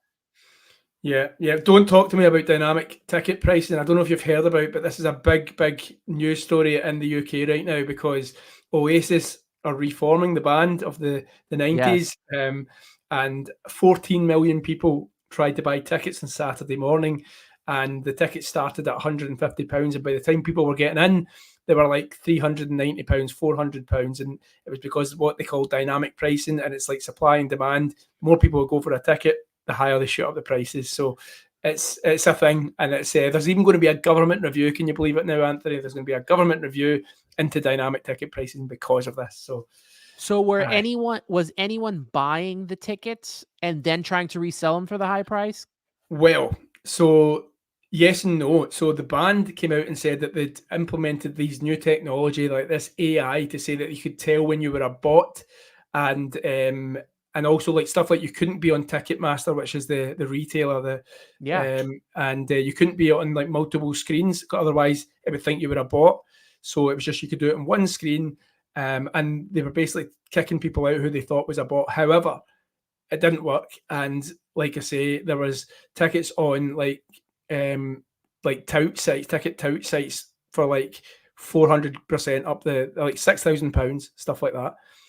So it didn't work, and I think the band are going to put on the extra dates now because of the scandal, the fiasco that was Saturday. But hey ho, never mind. Yeah, I didn't I didn't manage to get a ticket, so I'm a little bit bitter. I know sports tickets could get expensive, but concert tickets have been extremely expensive. I mean, Taylor Swift around the world has been a crazy ticket. A lot of bands. It is crazy how expensive tickets are. We saw a lot of these tickets for this U.S. Open, and this was during like the pre-sale. They were all gone real quick. Now, I don't know if it was bots or not. I don't know if Ticketmaster has been able to take care of any of that stuff, but the resale value and the verified resale was double the price just for some basic days. Like, we're not even talking about the championship matches, even grounds passes. It's crazy.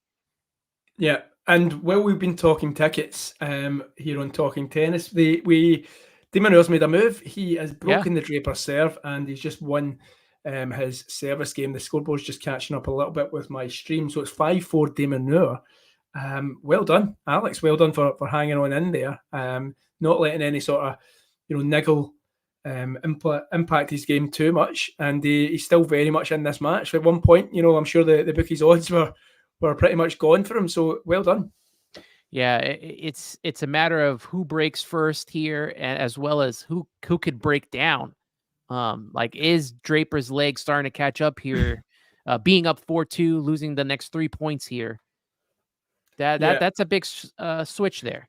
Listen, I often make predictions when I'm on this channel. I'm going to think that De Minaur's going to break here. All right, that's going to be my bold prediction of the second set. All right, I think De Minaur's got the momentum, and as you and I who watch tennis know, it's always about momentum. It's always about who's got that roll, who's on a roll.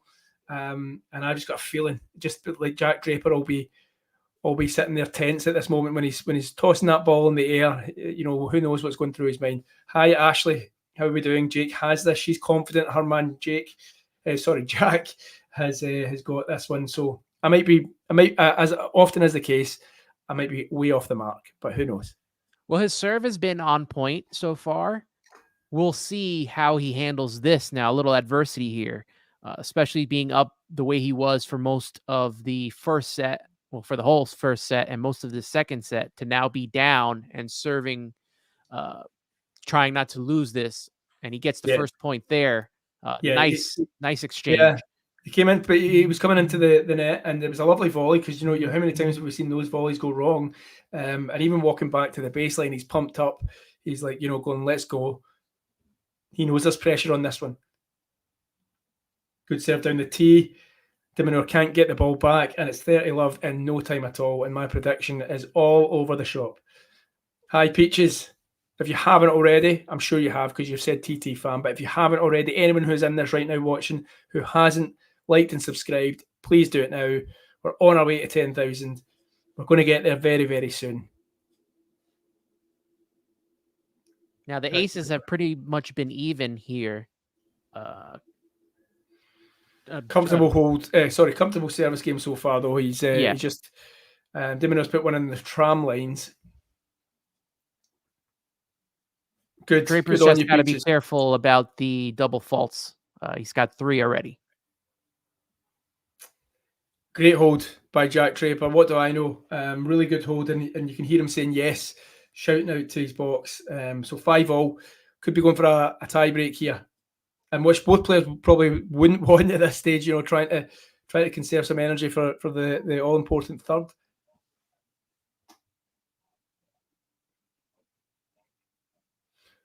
So while De Minaur is just about to serve, his good serve there right into the out wide. Jack Draper's picked up the ball forehand by De Minaur. Backhand this time by De Minaur. Jack's just pulling off the forehands. This time he goes backhand. He goes back up the same side as De Minaur's on. Then he tries to go to the other side with his left hand forehand. He's tried to go for the drop shot, and he's made it. It's a lovely shot by Jack Draper. That, from what I've seen so far tonight, is definitely his point of the match. Although I missed a good chunk of the first set. No, that was really good, and that was close. I mean, he almost missed that by inches. Yeah, he likes that shot. I watched his first Navone and who was he playing the other night? And he liked that. He likes that shot. He likes that shot when he can get himself in position and he knows that his opponent is far back enough past the baseline. He's going to pull that shot, and he pulls it off nicely. So let me ask you, let me put you on the spot then, Anthony. Then Big Four versus Taylor. Who's winning it? Who's going through to the final on Sunday? Between Fritz and Big Foe? And yeah, for the All-American one. Oh man, this is like a match too. Like I'm gonna be happy for whoever wins. I don't know. Fritz seems to be on a mission here right now. Yeah. The way he has been playing, it's so different. Their style of play. You know, Fritz with his power. Tiafoe's got, you know, is got the finesse. So I hope it's a nice long match between both of them. Be nice Friday night, but my heart wants to say Tiafoe, but I'm thinking Fritz pulls away here. Yeah, well, I mean, Taylor Fritz, I really like the look at his game right now, and you know, the forehand, it's got power on it, it's got depth. The serve, I'm always on this channel bigging up Taylor Fritz's serve, saying it's probably one of the, you know, the best on tour in terms of, like, you know, consistency and getting to the mark, and players just, his opponent's been unable to get the ball back or get into a position where they can do damage. He seems to have that knack. But I'll be honest, I haven't managed to, for whatever reason, whether it be he's on through the night, and you know the time difference here in the UK, and I work, but haven't watched a lot of Tiafoe's matches, and I'm surprised that he's managed to, like, you know, make the moves that he has, because, you know, 3 months ago the guy had no form at all. He was talking about how, like, you know, he was losing to clowns and stuff, and And I don't know, you might be able to tell me, Anthony, where this form's come from over the last 6 weeks. He did well in the pre-tournaments, and so yeah, where's it? Has he just went away, reset, and just found his talent again? I don't know if it's something like what Medvedev goes through, where like they just turn it up a notch once they get on the hard court.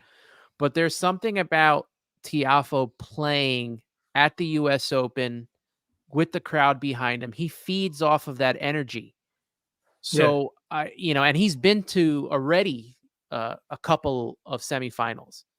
So the fact that he's going back again, will he be able to pull through and finally make it to a final, especially at the U.S. Open coming so close? Or is, what Fritz has been doing this year, slowly climbing, is it really Fritz's turn here? And he's been solid, like you said, all season long. Yeah, absolutely. Good points. Couple of points in this one. Jack Draper's just taking a break point to go 6-5 up in the second set. So that's the second time he's been a break up. This time, I'm sure he's not going to make the same mistakes as he did before. But I did want to point out a prediction. Yes, I did early in the tournament say that Diaz Acosta and Jack Draper were going to go deep, and it was a fairly straightforward win for Jack. So I agree with you, Diogo. Don't go with any of my predictions. Although I did have Navarro beating Coco Gauff. It wasn't a groundbreaking prediction, but I did have Navarro a wee bet on Sunday night, just a wee tiny one. Gamble responsibly. I did my first, fantasy tennis bracket for the Australian Open to start the year. And I was just completely off. And I was like, man, I don't know if I could do this again. Try to predict the entire thing, especially based on how everyone played last year. So I try to stay away from predicting these things. But like I said, Tiafoe has you at the heart, but I feel like Fritz, from what we've seen so far, kind of is the favorite. And I think he does lead in head to head. I'm gonna have to check. Yeah, he does. I think it's something ridiculous, like 5-1 or something. Like something you can check that, but it's like 5 or 6-1 in terms of the head to head. I mean, I'm going to go out on a limb here, Diogo. I'm seeing Taylor Fritz as a potential winner for this. I think he's just so accomplished. He seems to he just seems to be ticking all the right boxes right now in terms of the backhand. Sometimes the backhands take a bit of flack, but seems to have sorted that out. He can do damage with that backhand. It's good, and I just like his game right now. So as Anthony goes and researches the head-to-head between Tiafoe and Fritz, 6-1. 6-1. Yeah, and I'd read it somewhere recently, and that was just actually when the matchup was made. So Jack Draper serving for the second set for a 2-set lead, and he was right up at the net. He didn't make the most of it. Somehow De Minaur's all over the place now. I wonder if he's now starting to feel a bit leggy. Heat-wise, I assume we're in a very, very warm New York day. Too, yeah, and that the women earlier were struggling, I think, with a little bit of a heat issue, but they were in the sun. I mean, the shade has now gone over ash, so you don't see it. But those girls were in the sun earlier today, and I could see the struggle. The thing here too is that we talked about them both possibly being injured. If you notice, Draper hasn't really had to go cross court as much as he's been sending De Minaur. I think that has been a big thing for him in getting these points, whereas Draper has pretty much not have to move around as much, and the serve is just killing De Minaur right now. Yeah, so he's got 3 set points here, and for a 2-set lead, be interesting to see what happens if we have a sit down in the next 30 seconds. Puts the first serve on the first set point, wide of the tee mark, the wrong side. Gets the second serve into the box, into the body, and then puts it into the net. So we have 2 more though. De Minaur still hanging on there. Yeah. As is De Minaur's way, I suppose. Yeah, 40-15 here.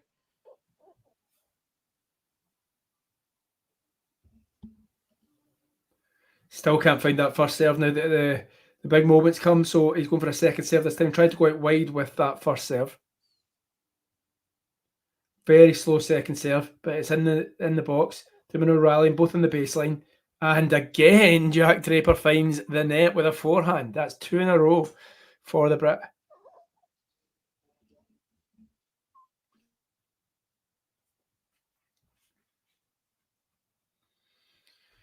Got to be feeling a little bit tense.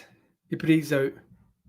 And again, stares at his opponent and starts to bounce the ball. Set point number 3. Goes out wide this time. He's coming into the net. He's putting away that smash. And he does. He is 2 sets to love up. He breathes a sigh of relief when he does so. What will happen now? Any trainers, medical timeouts? Jack Draper doesn't seem to be. I think he's just going to change his attire. They definitely didn't show anyone waiting No. like they did earlier on in the match. So we might be Draper, going- like you said, he's up 2 sets here. He has De Minaur running all over the court right now, and that has been the difference in this match. Yeah, fairly routine stuff. Obviously, there's a couple of factors at play, but 2 sets to love up in your first Grand Slam quarter final. Can't ask for any better than that. No, absolutely not. Draper looking to make his first semis here. It'd be big, very big. And I think, who was it that said it? Was it Peaches or Ashley Partridge earlier saying, never write off the next Andy Murray? Yeah. Yeah, they're good pals, them two. I saw him talking about Andy Murray's stinky clothes in the locker room. So Anthony, whereabouts in the States are you then?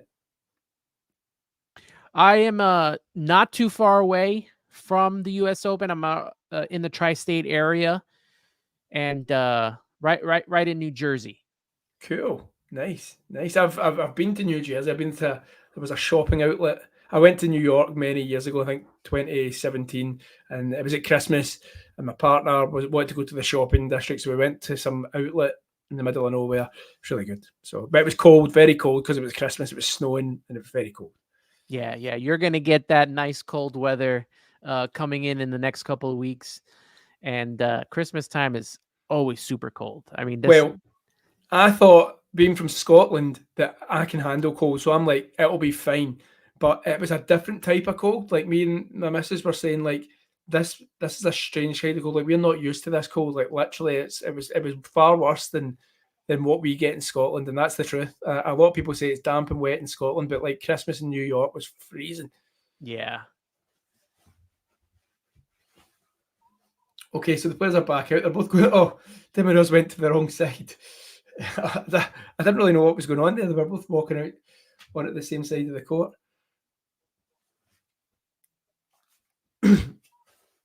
Okay, what we're going to get here, third set, we're going to get De Minaur fighting back.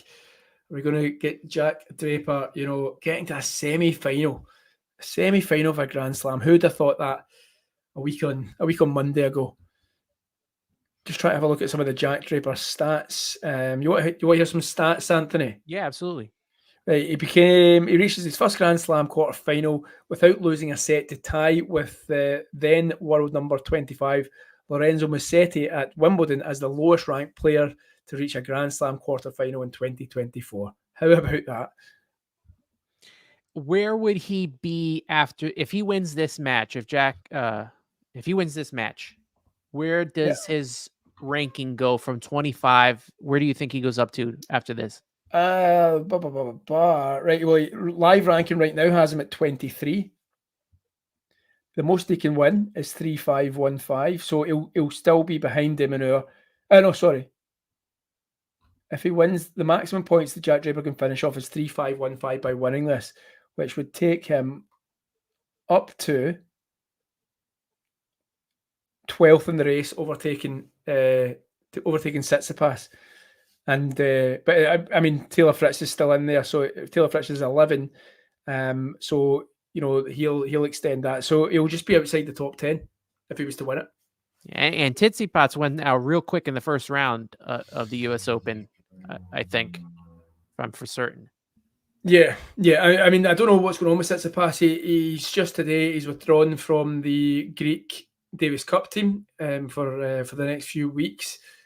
Some chatter about the fact that Djokovic just yesterday committed to playing in the Serbian team, who's playing Greece, and you know how Djokovic fans can be. So they're obviously claiming that Tsitsipas is now running scared of Novak. I don't know if there is an injury there. You know, like you say, he went out pretty meekly early on in the US Open. There's obviously the coaching situation going on with him and his dad. So who knows with Tsitsipas, but he's been off the boil for a long, long time. I think you could even go as far back as that French Open final when he was 2 sets to love up, and I just don't think he's ever really been the same. And I know he went through a period this year where, you know, he came from nowhere, and I think he was at Rome he won, or Monte Carlo or Barcelona, one of them that he won. So yeah, who knows with Tsitsipas, but you know, he has been. You no longer go into an event thinking that he's going to be a contender, do you? Like the big events. He needs a comeback, kind of like how you know, Paula Badosa had her comeback this year. He needs something like that. I know they're together, so it's just easy to put them together. But just needs to ask her. Yeah, you know, Greece kind of had a little bit of a run there with him and with Sakari, and both of them seem to be, you know, not at the top of their game. Yeah, Sakari again. Again, she's not been seen really for a long, long time. I don't go into any of these events thinking that she's going to be a quarterfinalist even. So yeah, I mean, I think the Greece Serbia match is not even in the, you know, the Davis Cup finals. It's like they've both dropped out the top group, the top division, and this is a playoff to get back there. So yeah, fair play to Novak Djokovic for, you know, with all the kind of, as he still got the kind of devotion to tennis. He's achieved it all. He's completed tennis. You know, he had a rough defeat. It'd be understandable. I mean, am I right in saying though? And again, you've asked about the race, and I would need to double check this, but Djokovic is, like, you know, got to get some decent numbers to actually make Turin at the end of the year. I think he's, you know, Paris is obviously the big winner, but did he not win that last year? So, you know, he's got to defend those points. Yeah. I think that's why it all depends on his knee, right? Yeah, but I mean, he's signed up to Shanghai, which he hasn't been to for 5 years, and that'll be because he doesn't have any points to defend. So, yeah, I mean, he's if I look at the ATP race right now, the Turin race, ATP race, yeah, Djokovic is in 9th at the moment, and yeah, he's got a lot of points to drop off. He's actually not too far behind De Minaur at the moment. So yeah, he might be hoping for a Draper win. I'm sure he'll be there. He always manages to get there. So Harry and Co will be able to tell me it was Monte Carlo. Thanks, John. What did I say? Did I say everything but Monte Carlo? I think I said Rome. Oh no, I think I maybe said Monte Carlo. I definitely said Rome and Barcelona, but I thought I'd said Monte Carlo. So yeah. Okay, so what have when I've been rambling nonsense, Anthony, what have we been missing on the start of the third set? Each we are tied at 1 in the third set. De Minaur's up 15 love at this moment in time with the serve. Okay, 1-0 in the third set. Draper looks to have gone long there. Nope, no call. Backhand pick up by De Minaur right into the forehand corner, and he then goes wide and long with the backhand down the line attempt. And those kind of errors like that right there, where he pretty much had Draper on the other side, could have got himself another point, and now we're just 15-15 now. Yeah, but do you think there's a part of him wanting to kind of end these rallies as quickly as possible? I mean, De Minaur's known for his scrappiness, you know, the fact that he doesn't mind getting into a battle. I haven't really seen that with him tonight. Now, again, I don't want to keep on focusing on this supposed injury kind of thing, but I just haven't seen that from him tonight, you know, getting down and dirty in the long rallies. Yeah, it's definitely not the De Minaur we saw, you know, pre this match. So we're definitely going to see if he is going to, keep in this fight and at least push it to a fourth set. But I right didn't now, see the Jordan Thompson match, and I've got to be honest, I was surprised he managed to like dispose of him so comfortably. Did you manage to watch it? I did not get to see that match. But I'm gonna try to pull up his stats from that. As you do so, I will talk through the guys who are on the stream. More than 250 of you guys at the moment. So, Awesome. De Minaur has just done a good serve, punch in the air. He's trying to pump himself up here. He's got 2 game points at 40-15. That was 116 mile per hour serve. And he's just taking the game with another ace. Well played, Alex De Minaur. Pulling out the big serves, 121 miles per hour serve, that one.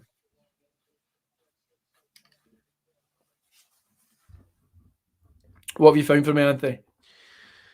So that went to 4 sets.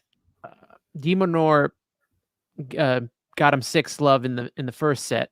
Fell 6-3 in the second, went up 6-3, and then finished them off 7-5. There, won the last 2 sets. It was about 3-hour match right there. Trying to go a little deeper into these stats here. Okay. Thompson had a lot of unforced errors, 57 to De Minaur's 18. Trying to look at first serve, kind of on par with each other. Maybe it wasn't as comfortable as maybe I thought. Until when you said 4 sets there, I was like, oh, was it right? I thought it was a straight set. So there you go. Yeah. It doesn't look like it was as comfortable as it should be when you look at the stats. But after that first set, where he won 6-love, but falling in the second set, and then obviously just taking to 2 final sets for him was big. Yeah. Okay. So the players have good. So they've sat down, coming out again. Neither player seems to be have any lasting injury woes. It seems like we're playing it probably not 100%, but maybe 80 to 90% of their fitness. So yeah, Jack Draper trying to level up this third set. He's of course 2 sets to the good. He's broken 4 times already in this match? 4 times, 5 times. Jack De Minaur has broken twice. What happened in the second set, Jake? De Minaur broke back at 4-all. The shared service games. Draper then comfortably held his next couple of service games and then broke De Minaur at 5-6, 6-5 up.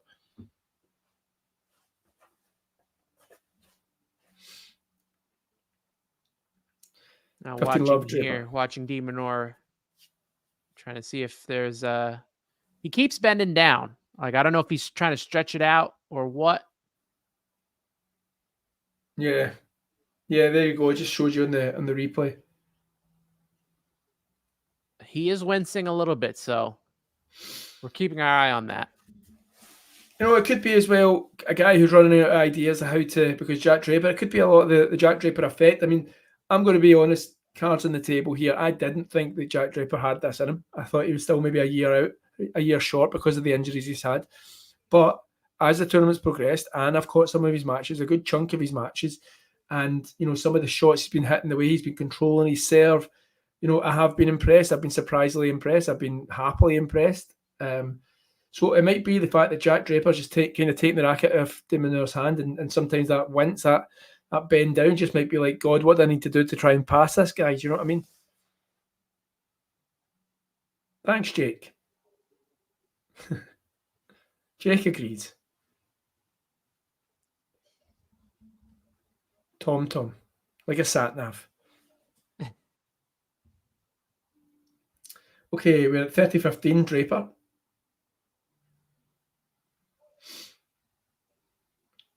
This is the first serve.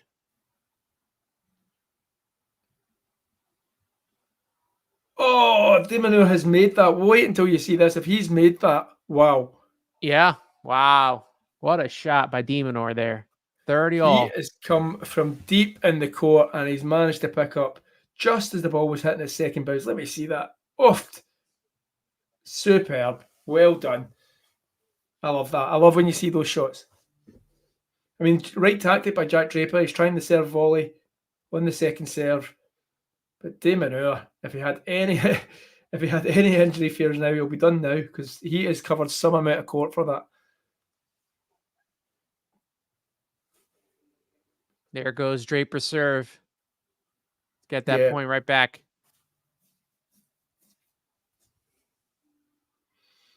He's won 84% of his first serve. Wow.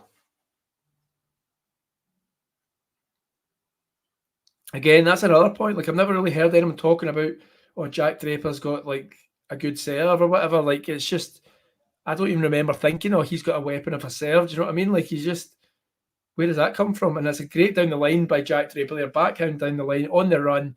It takes De Minaur pretty much out the game, and he can only find the net. I don't think De Minaur even expected that accuracy there from Jack Draper. But again, I'm shocked that he's pulling out these shots. And this guy has got it. He's got it for me. Yeah. Showing his placement right now on the first serve. Yeah, I agree, John. I don't ever think I remember, watching the Draper serve and thinking, oh, he's one of the bigger serves on tour, or he's going to win loads of free points because he's served. But I've noticed it this week. I think that's the one kind of marked improvement, certainly from him, and the flatness he's hitting the ball as well. I think that's been key. Well, he's won 76% of his first serve. Tournament-wide, or just in this match? Just in this match. And De Minaur's won 70. De Minaur just tried a pretty meek, let's be honest, drop shot there. Very, very lofty drop shot. And Jack read it all day long. Was up there in plenty of time. Picked him off. Yeah, that wasn't the greatest drop shot, was it? Oh, and he's gone long there. Now we're in love 30 territory here.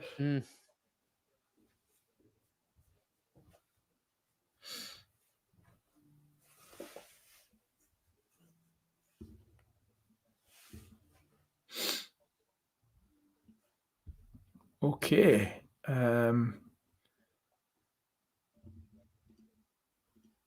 I will do, John. We're going to be joined by Bruno.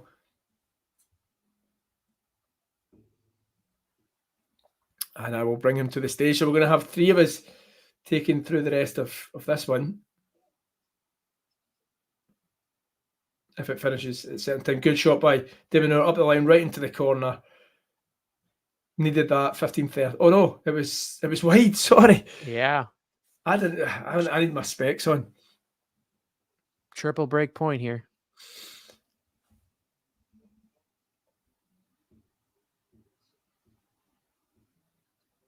This one, surely Draper takes one of these. Will De Minaur try the serve volley? No, he won't. Good first serve, though, right into the corner. Jack Draper gets it back return. It looks like Jack Draper's in charge of this rally already. Backhand by De Minaur, forehand by Draper, backhand De Minaur, forehand down the line by Draper, but it goes long.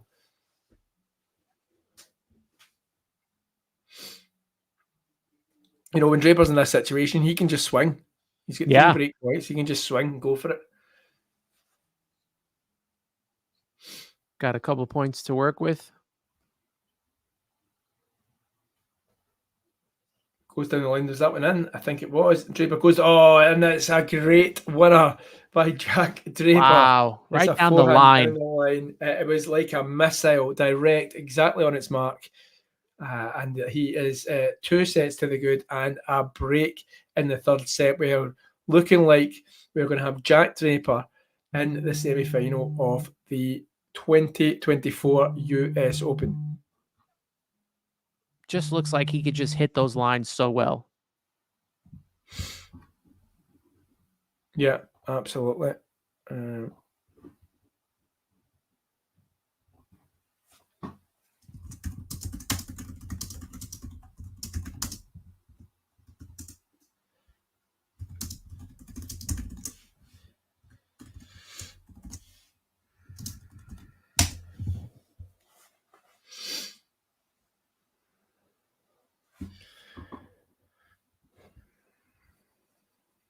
Okay, still no Bruno. It would be a good time for him to join us as the players sit down, but I'm sure he'll be here any second and taking us through, which could be the final section of this match.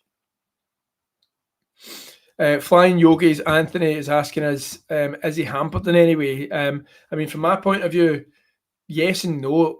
Yes, there is something lacking from the De Minaur game. I just said about 10 minutes ago that usual, getting down and dirty and fighting and scrapping to the baseline rallies just doesn't seem to be there. There's no panache. But he's not showing it as in physically. Like there's no holding of anything. There's no there's a couple of crouches, a couple of look downs, but it doesn't. He's not had a trainer on or anything. Jack Draper has on the other side of things. So I don't know. Yeah, like you said earlier, it could be just he's running out of steam now. I mean, Draper's having him run across the court, and the serve has been killer. Yeah. Yeah, that was a good point that you made earlier. He's getting him to move about cross court, which is obviously going to tire an injured opponent out. Now we do have Bruno here with us, so I'm just going to add you to the stage, Bruno, if you're ready to rock. So 1, 2, 3. Hello, Bruno. All right, guys, how you doing?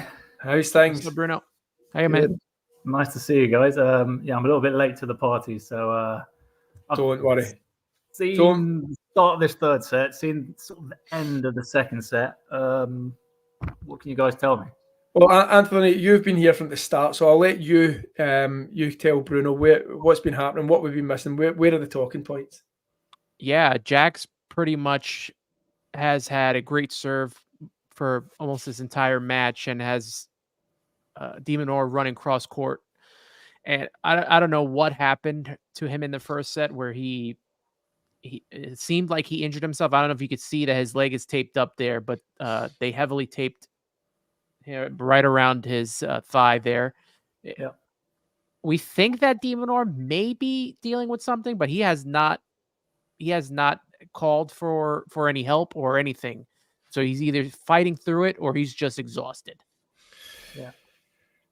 Yeah, so I mean, it has been Jack Draper in charge. They've exchanged a few breaks as well, but yeah, De Minaur just lacking something. Although he does have 2 break points here on the Draper serve. Draper just double faulted. He just went down the tee though and served an ace, clutch serving from Jack Draper. Bruno, whereabouts in the world are you, my fan? I'm in Madrid, in Spain. Madrid. Wow, what's happening in Madrid? Do you live there? I live here, yeah. Yeah, jealous. Despite sounding how I sound, I'm actually Spanish. Right, okay. So many questions. Yeah, no, I lived in England until I was 14, and then I moved to Spain, and I've been here ever since. Wow. Me and my friends are actually thinking about going to Madrid for we all turned 40 this year. Right. And we were talking about maybe going to Madrid and catching one of the big matches and having a weekend at it. That's a good call there. Madrid is buzzing right now, Yeah. It's definitely on the up. So that's a good place to go. Good. What have you been catching then so far in the US Open? What's been your highlights? What have what have the storylines for yourself been then, Bruno? I mean, what a crazy US Open. I think, Alcaraz, I didn't expect, obviously I'm going to talk about Alcaraz first, because being Spanish, he's my sort of go-to. He's your guy. Yeah. I didn't expect him to do a great deal here because the Olympics, I think you've got to play the Olympics. It's the Olympics. You're representing Spain. You've got to play for Rafa, the doubles, etc. But you could see in that final, it did some damage. Spent for the rest of the season. So, I mean, I wasn't expecting him to lose to Van der Zandt, that's for sure. But neither was John. Neither was anyone. Yeah. So, yeah, you can sort of understand Alcaraz and Djokovic going on. I think it's fascinating, isn't it, to see who can sort of step in. I'm fascinated to see how Draper finishes this out, being a breakup, because I think the start to this match for him, you go in, nothing to lose. You're the player who's on sort of a hot streak, quarterfinals for Draper, sort of unknown territory. But for De Minaur, you sort of feel like he needs to take that next step, and it's something that he's never really been capable of doing. He's sort of always beaten the guys he has to beat, never beaten the guys that he shouldn't be beating and taking that next step. So I think before the game, like the mentality approach into this match, I think it was a little bit easier for Draper, but it's interesting to see now that he's sort of near the finish line. I want to see what he's made of. These are the kind of moments where you see what players are made of and how they deal with the nerves and the situation. And well, he's held on to a pretty tricky game there, but I really want to see how he deals with the end of this match. Yeah, he faced a little bit of adversity in the second set where he was up 4-2. Right. Then De Minaur broke back to 4-4. I think he took the lead too, 5-4, and then Draper took back over. Yeah, wins the second set, trying to finish off this third set here. Yeah, I mean, what I'm seeing from Jack right now, I mean, where I'm at is it's love 15 on the De Minaur serve. I'm seeing fight draining out of De Minaur. We had a glimpse a minute ago of him again wincing down. He's just, as I've said that, he's just double faulted. So it's love 30 now. And there's a swagger, it's probably the word, about Jack Draper. He's at the back of the baseline, like almost giving the Conor McGregor swagger between points. And, he's looking to his box. He's got that steely look, and he's in the zone here. And he knows that De Minaur's on the ropes. So don't be shocked of this one. And although my predictions have been terrible so far in this match, Bruno, but do not be shocked. Although De Minaur, I thought he just double faulted. The first one must have been a let. Yeah, don't be surprised if this one ends very soon, is what I'm going to say. Yeah, he's got the look, hasn't he, De Minaur, which is strange because one of his main sort of attributes, isn't it, is that fighting spirit and that. Absolutely, bang on. We've said this. Yeah, but this is what me and Anthony have been saying. Like, although he never called the trainer. Okay, he winced during a point, like towards the back of his hip. But then when he lost his serve straight away, and that's usually a big telltale sign of, this guy's in trouble. He then sat down, no trainer came. So it's almost as we were saying that he doesn't want to show Jack that he's actually injured. Obviously, he had to withdraw from Wimbledon with a hip injury, and we're thinking maybe it's the same issue. But now, like you say, that there just seems to be, although he's not physically shown it, it just seems to be in some of the gritty baseline rallies. Yeah. He's just not up for the fight. He's trying to end points quickly. He's going wayward with his forehands. He's not finding the right mark. And, that doesn't suit De Minaur's game. He likes to get into those big slogging long rallies and wait for his opponent to make a mistake, and Jack isn't making them. So he's got 2 more break points here. Good return, backhand.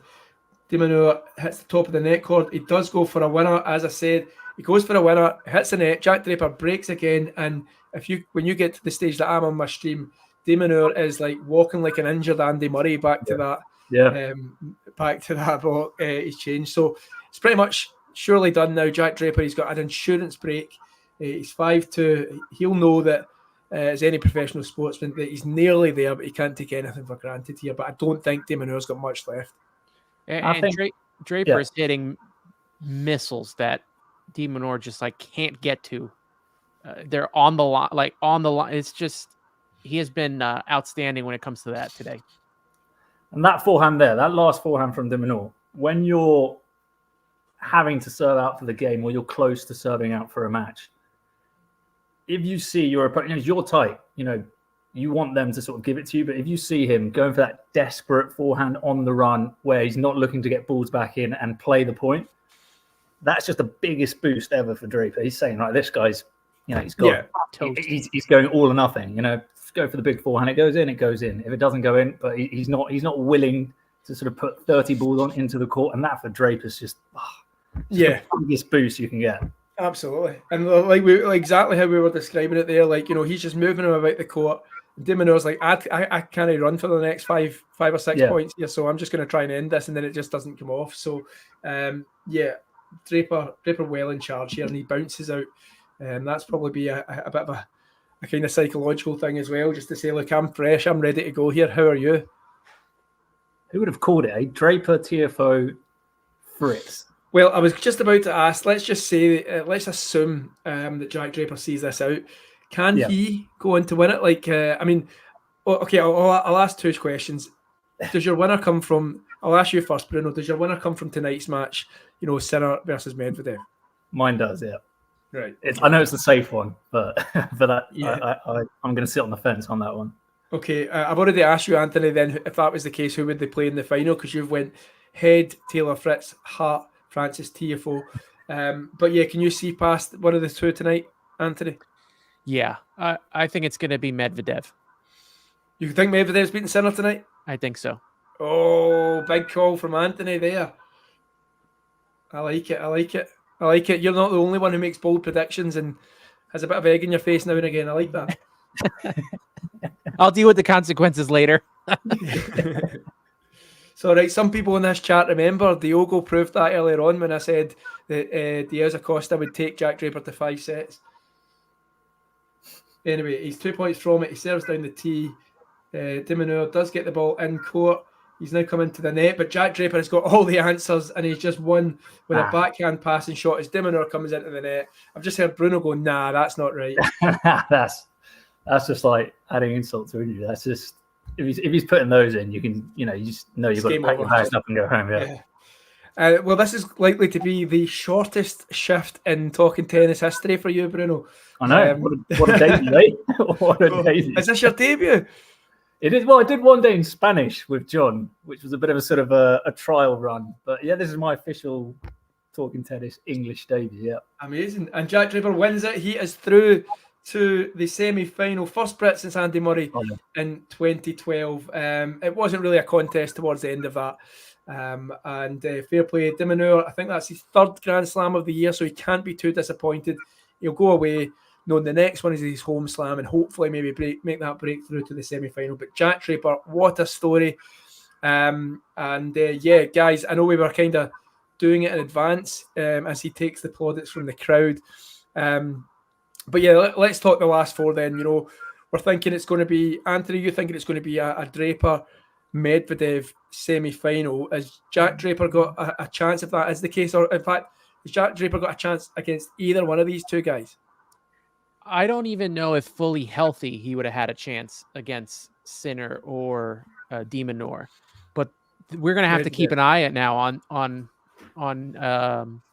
his thigh here and see if that carries over into the next match. But even if it didn't, I can't see him beating Medvedev, who's been to a couple of them already, and Sinner, who's #1 in the world. I mean, it would be an awesome story for sure to get Jack Draper in there. But I just, right now, I don't see it. Yeah. I mean, Bruno, I would imagine you've been watching him through this event so far. I was saying just before you came on that I'd been completely surprised, like taken aback by the fact that the Draper is playing at this level. I've seen improvements to the serve, improvements to the backhand, and that forehand it seems to have a lot more, like Anthony related to. It's got a lot more precision and accuracy. You'll know the UK media as well as I. Like, the UK media, you can always tell when, as I said to Anthony, that they're picking up on a tennis story because the BBC News are sending me notifications saying Jack Draper's playing tonight. Are you going to watch it, kind of thing? So yeah, is this his breakthrough moment, and can he cause any damage to one of you, to Medvedev or Sinner? I don't. It's unfortunate that you get here and you get Medvedev or Sinner because I just think they're a couple of levels above. But it's a fun match for him to play because there's absolutely nothing to lose. Go out there. You've got to be loose, hit balls.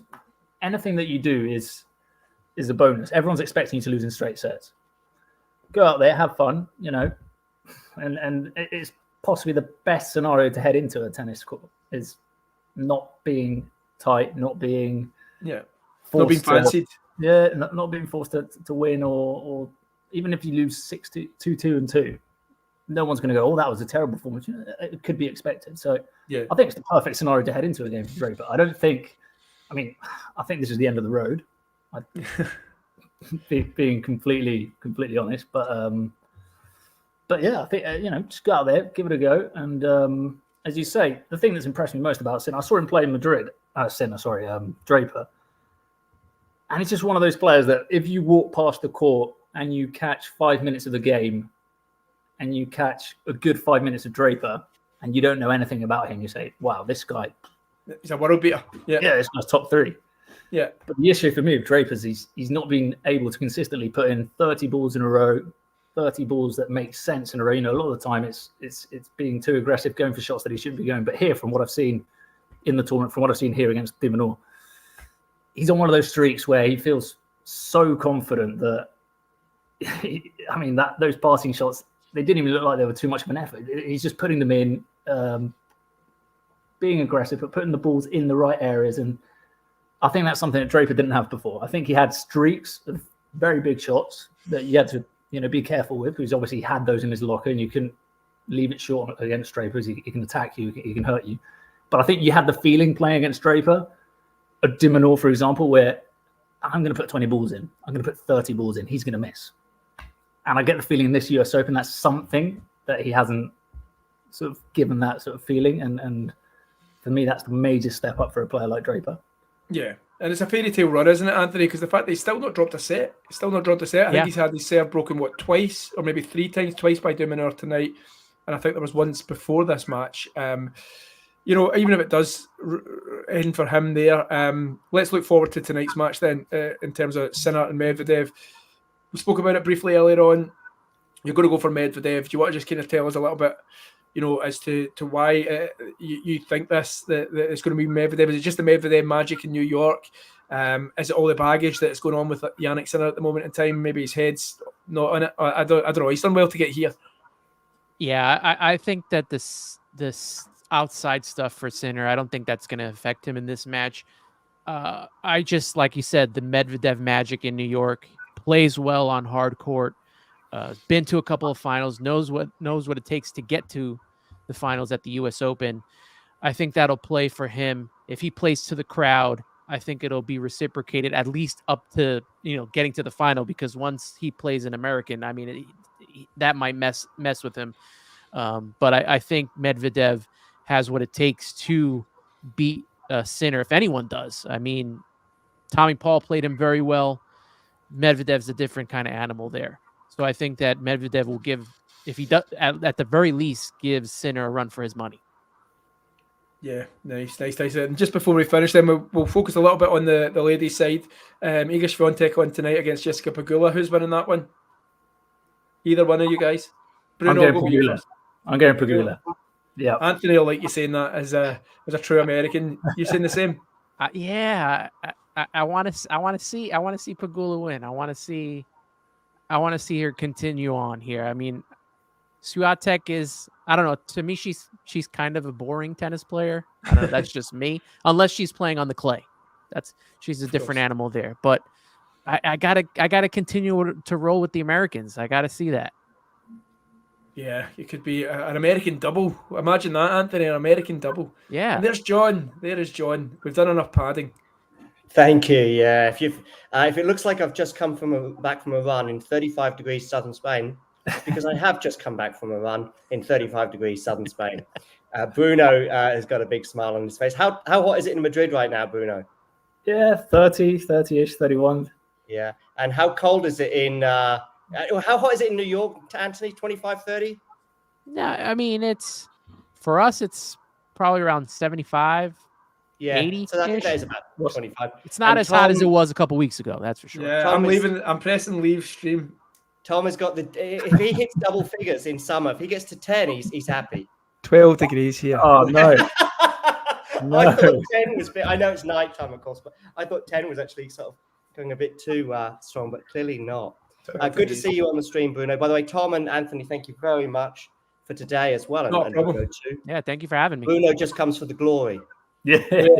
I just said that. The shortest shift in talking tennis history. Yeah, I heard you because I was actually listening to you most of my run. So I was tuning in. That's why I sort of joined the chat a few times and sort of just keeping you up to date when Bruno will be arriving as well. But Bruno's a big time Charlie, so he just comes along, sees out the last couple of games and gives his analysis and then disappears. And send the invoice. Yeah. Actually, Bruno's done 2 stints and they've both been pretty short because the other one was a love and one match that Rafa won against Blank. Oh, what was that guy's name, Bruno? It was Dali or Darwin Blank. Darwin Blanche. Yeah, that's right. Yeah. So that was that. But guys, a big thanks anyway. Right, thanks, Bruno, Anthony. Pleased to meet you guys. Yeah, Thanks likewise. guys. Appreciate it. John, always a pleasure. Yeah, I'm sure you'll all be on the stream again very soon. But with that, I will click end stream. So I'll deal with this now. Tom, thanks very much for seeing us through. And everybody else, you know the drill. If you enjoyed this video, make sure you hit that like button. Don't forget to subscribe and click that notification bell so you don't miss out on all things tennis.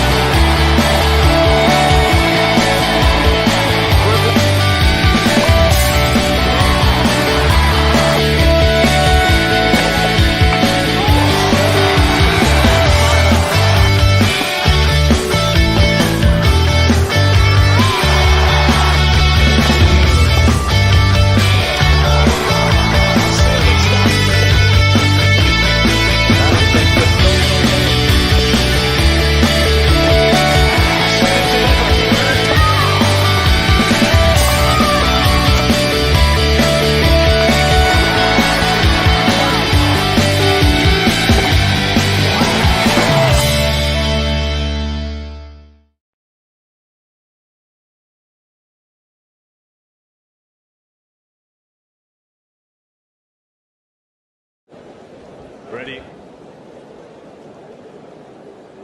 Play.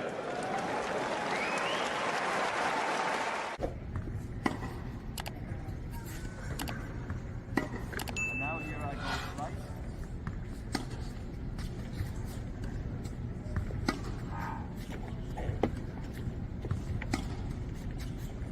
This is normal flat. So see, sometimes you don't actually, sometimes you don't. And now here I go slice.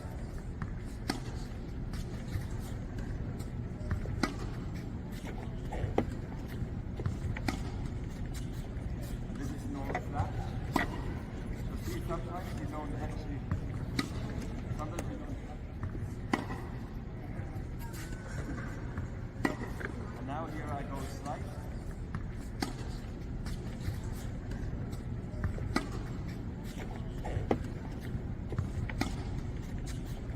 This is normal flat. So see, sometimes you don't actually, sometimes you don't. If you enjoyed this video, make sure you hit that like button. Don't forget to subscribe and click that notification bell so you don't miss out on all things tennis. Here we are for this very special encounter at the Bonn Open between Jeffrey Blancano against Damir the Demon Jumur. He's very much demonized thus far, showing a bit of frustration after losing the first set. Anyway, the Frenchman to serve 15-30. Bit of pressure on that Frenchman's shoulders, like a couple of baguettes weighing over him. Needs to take some time. No hurry, he says, at 15-30.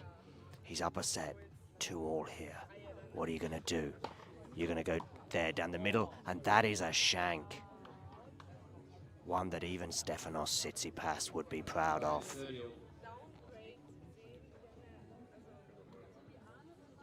Get that towel, mop your brow. Return to the baseline where you'll know it's 30-all. Screeches from the other courts. But they don't put this young Frenchman off. Look at him. Prowling, brushing, questioning. Maybe they do put him off. He needs to be focused. It's 30-all, 2-all, tens times here at the Bonn Open. Goes out wide with that, comes into the net, does the volley. Does he put it away? No, he doesn't. But he puts that one away, and his opponent, the Demon Damir Jamur just cannot believe what has happened to him. I'll tell you what's happened. You've been flummoxed and you've lost the point.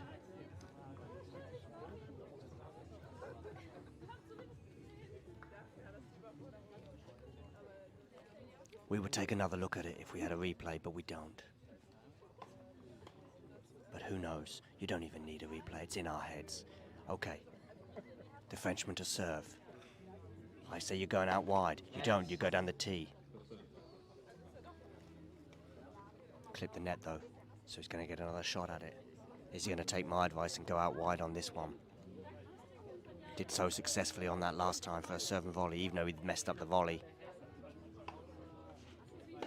Goes down the tee again, does come into the net, does a little drop shot, and you know what?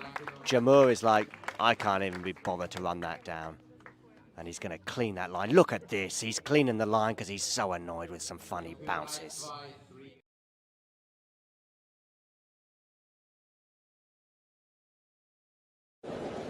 Ready?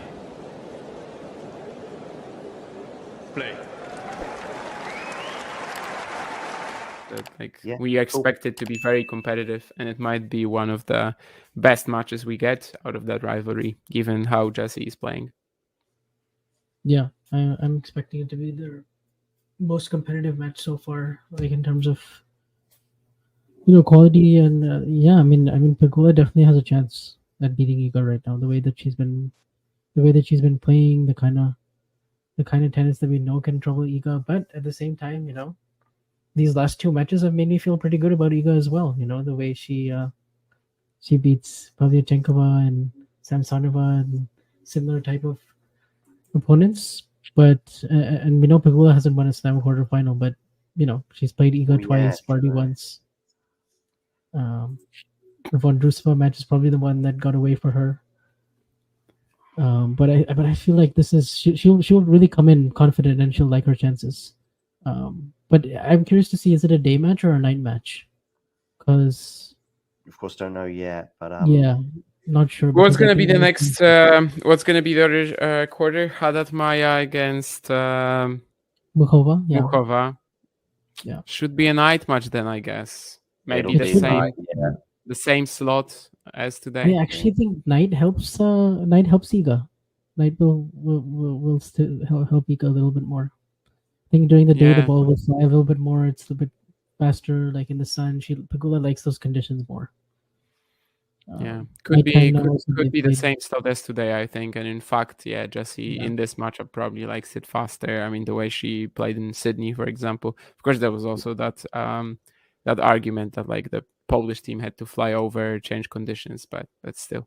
And I still keep talking about this, by the way, but like I don't remember who it was, and I don't want to like shame that person or anything, but I just remember like a month or so ago, before Montreal anyway, or before Toronto, that was for the women this year, someone on this stream like just posted a comment that like Pegula is surely losing round 3 at the US Open or something like that, but like Pegula is not a factor.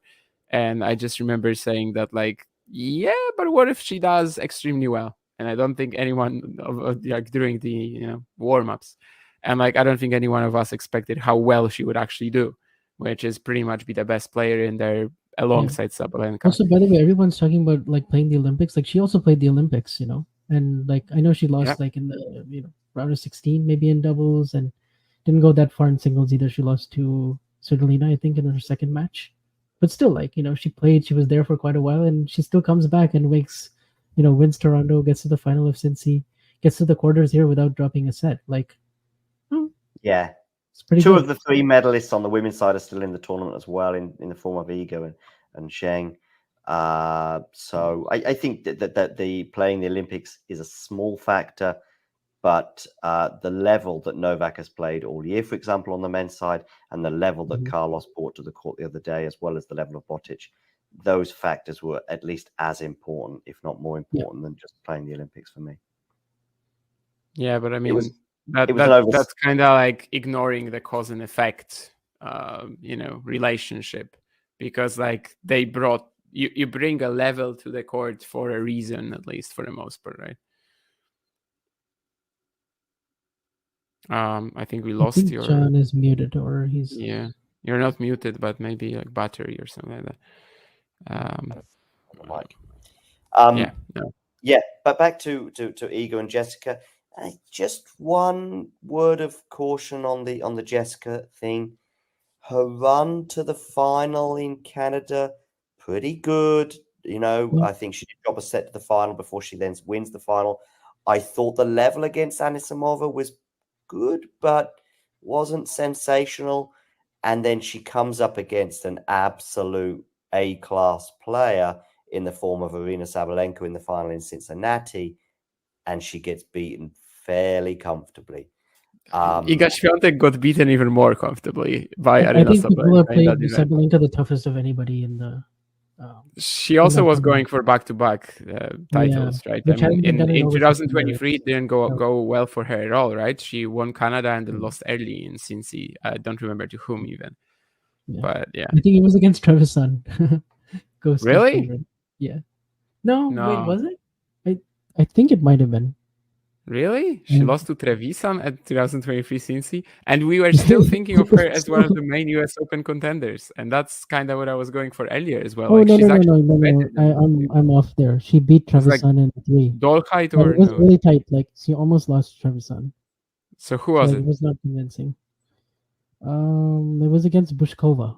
Buskova. Okay, yeah. Okay, but still, like not it was like 6-4 6-0 against Bushkova. Yeah, like she actually did so much better in following up her Canada results. And I understand the A-class player argument, but like Świątek was dominated even more by Sabalenka. So She also beat Muchova early in that tournament, and she was down a set in that match and a tight second set as well. So yeah, at that point was definitely more surviving than anything else. Yeah. I'm not as big on Pegula's chances as maybe you both are. the upset. I think Iga wins this in straights, and yeah, that's how I see it. I think that the night factor, if it is a night match, I think the slower court conditions at least will favor her. We remember one of Pegula's 3 wins at least coming in Sydney, super quick. I think the roof may have been closed there in Sydney for that match. I think the quarterfinal factor, I don't think it's as big a factor as some may make out with both her and, of course, Andrei Rublev. It's more often than not the quality of the opponent they come up against, with the odd exception in Pegula's case, for example, the Wimbledon quarterfinal against perhaps Vondrousova. But again, this is the quality of the opponent, and we are now talking about the elite, the 2 favorites for this tournament. Obviously, Sabalenka on the other side of the draw and Iga on this side. I think it's going to be difficult. I predicted a Świątek Sabalenka final, and there's nothing I've seen in the last 10 days that's led me to change my mind, and that includes, the form of Jessica Pegula as well. If you enjoyed this video, make sure you hit that like button. Don't forget to subscribe and click that notification bell so you don't miss out on all things tennis. Ready? Play. And our producer also wanted us to talk about Sinner Medvedev for 5 minutes, if you guys still have time. So yeah, I mean, we already talked about this, I guess. Mario and me mentioned that it's like a 50-50 for us. Are you also of that idea, Gokal, that Medvedev has a real shot at Jannik this time as well? Yeah, I think so. I feel like he's going to get the win, although I don't think it's like 60-40, but I think he's like slightly ahead for me. Maybe it's because of his press conferences or his stats.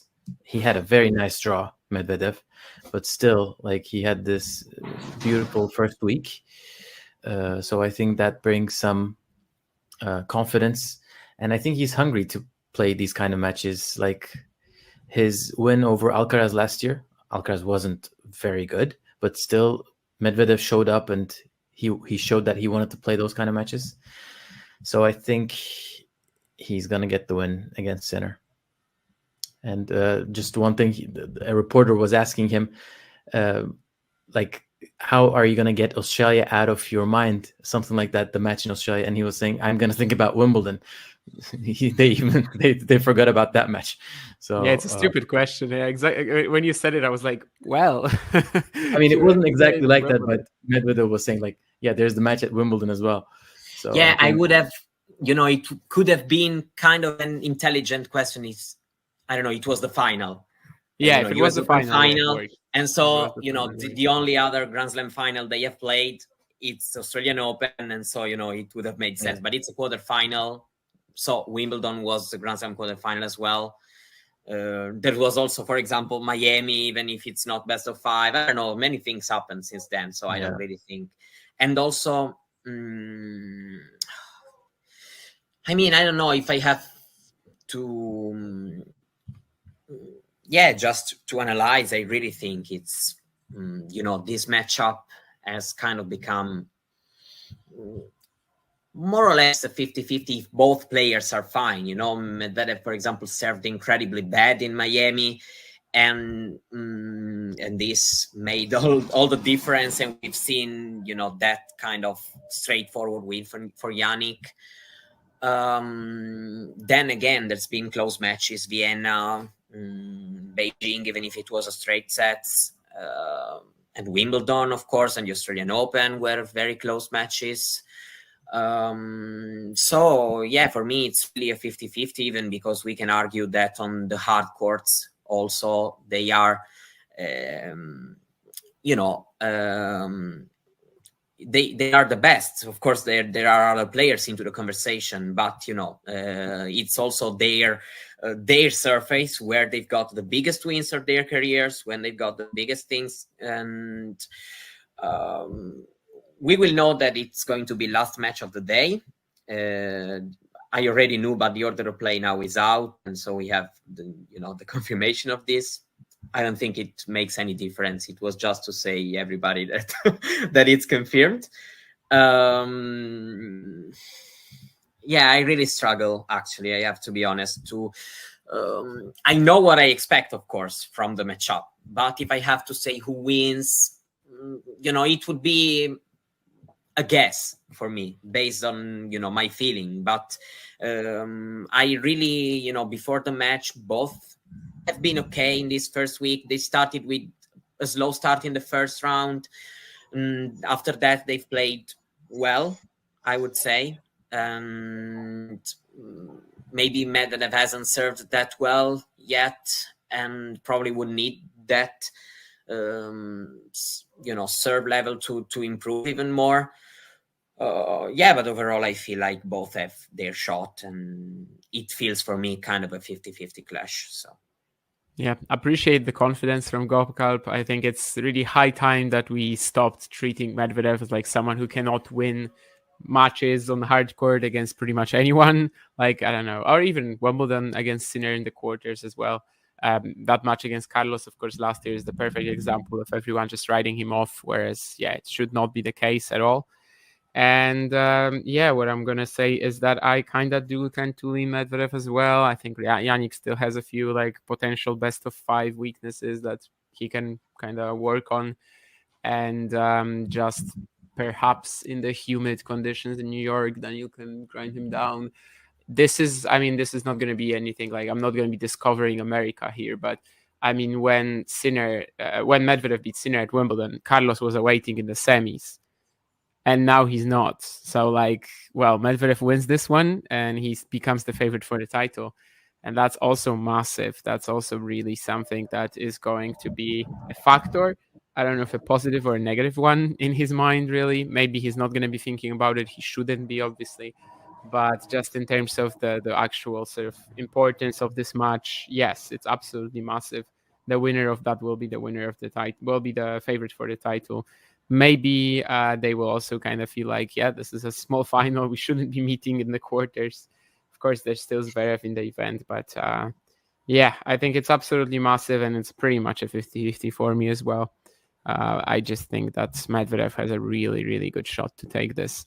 and I'm pretty pumped for it. Yeah, it's going to be a huge clash. I know that some people even said that this shouldn't be happening, that like, you know, number 1 against number 5 seeds shouldn't be playing in the quarters. Well, that's the draw system we have. I think that clearly we are going to have a cracker here in the quarterfinal stage, and I wouldn't be surprised if it goes 5 like at Wimbledon. Yeah. No one was saying that when Casper was number 5. So yeah, it all depends. Yeah, it's just sometimes that fluctuation is nice, sometimes it's not. I don't know. I think I it's guess fine. I would be for surface-specific seeding systems, but like you had at Wimbledon. But in this case, would it really change much? I mean, Medvedev would still be right 4 or 5 pretty much. So, but anyway, yeah, that's not. Yeah, really, because it's not like the others have got, you know, bad hardcourt results. All the top 5 is great on hardcourt. So yeah, absolutely. So yeah, so yeah, that's it. I think from a matchup point of view, I think everybody knows what we can expect. And I think being such a high stake match, I don't think we'll get to see big surprises. John was mentioning 13 matches in 4 years. It's actually 9 in the past 2 seasons already. And so... And I'm pretty much sure it's been the most frequent matchup over the past 2 years, because it was 6 last year, Medvedev and Zverev, but this year they've only met once, I think, at the Australian Open. So, and that's because they keep going deep. That's because they keep going deep in these events. They've played a lot of finals against one another, semifinals, now quarterfinals as well. Clearly, it's been one of the best rivalries of the last couple of years, even if it's so lopsided. 6-love, 6-5. Now we have one more win with Medvedev. I don't know what's going to happen later, but we kind of are at about an even playing field at the moment, it seems, at least in this event, at least in conditions like this. So, yeah, hopefully it will be just amazing. And I think the only thing is maybe just to close on the Medvedev-Sinner match, and I think that probably I still think that in the biggest moment of the matches, who needs to really up his level is Medvedev. Is the things are, you know, as we've shown, we've seen lately, you know, Sinner also having been able to win ugly, for example, in Cincinnati, and win also playing well, but Ready. Play. And our producer also wanted us to talk about Sinner Medvedev for 5 minutes, if you guys still have time. So yeah, I mean, we already talked about this, I guess. Mario and me mentioned that it's like a 50-50 for us. Are you also of that idea, Gokal, that Medvedev has a real shot at Jannik this time as well? Yeah, I think so. I feel like he's going to get the win, although I don't think it's like 60-40, but I think he's like slightly ahead for me. Maybe it's because of his press conferences or his stats. He had a very nice draw, Medvedev, but still, like, he had this beautiful first week. So I think that brings some confidence, and I think he's hungry to play these kind of matches. Like his win over Alcaraz last year, Alcaraz wasn't very good, but still Medvedev showed up and he showed that he wanted to play those kind of matches. So I think he's going to get the win against Sinner. And just one thing, a reporter was asking him, like, how are you going to get Australia out of your mind? Something like that, the match in Australia. And he was saying, I'm going to think about Wimbledon. they forgot about that match. So yeah, it's a stupid question. Yeah, exactly. When you said it, I was like, well, I mean, it wasn't exactly like that, but Medvedev was saying, like, yeah, there's the match at Wimbledon as well. So yeah, I would have, you know, it could have been kind of an intelligent question. Is, I don't know, it was the final. Yeah, and, if it was the final, and so, you know, the only other Grand Slam final they have played, it's Australian Open, and so, you know, it would have made sense. But it's a quarterfinal, so Wimbledon was the Grand Slam quarterfinal as well. There was also, for example, Miami, even if it's not best of 5. I don't know, many things happened since then, so I don't really think. And also, I mean, I don't know if I have to, just to analyze, I really think it's, this matchup has kind of become more or less a 50-50 if both players are fine. Medvedev, for example, served incredibly bad in Miami, and this made all the difference. And we've seen, that kind of straightforward win for Yannick.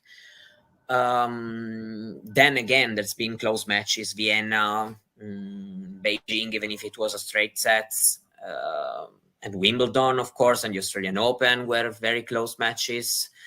So yeah, for me it's really a 50-50, even because we can argue that on the hard courts also they are they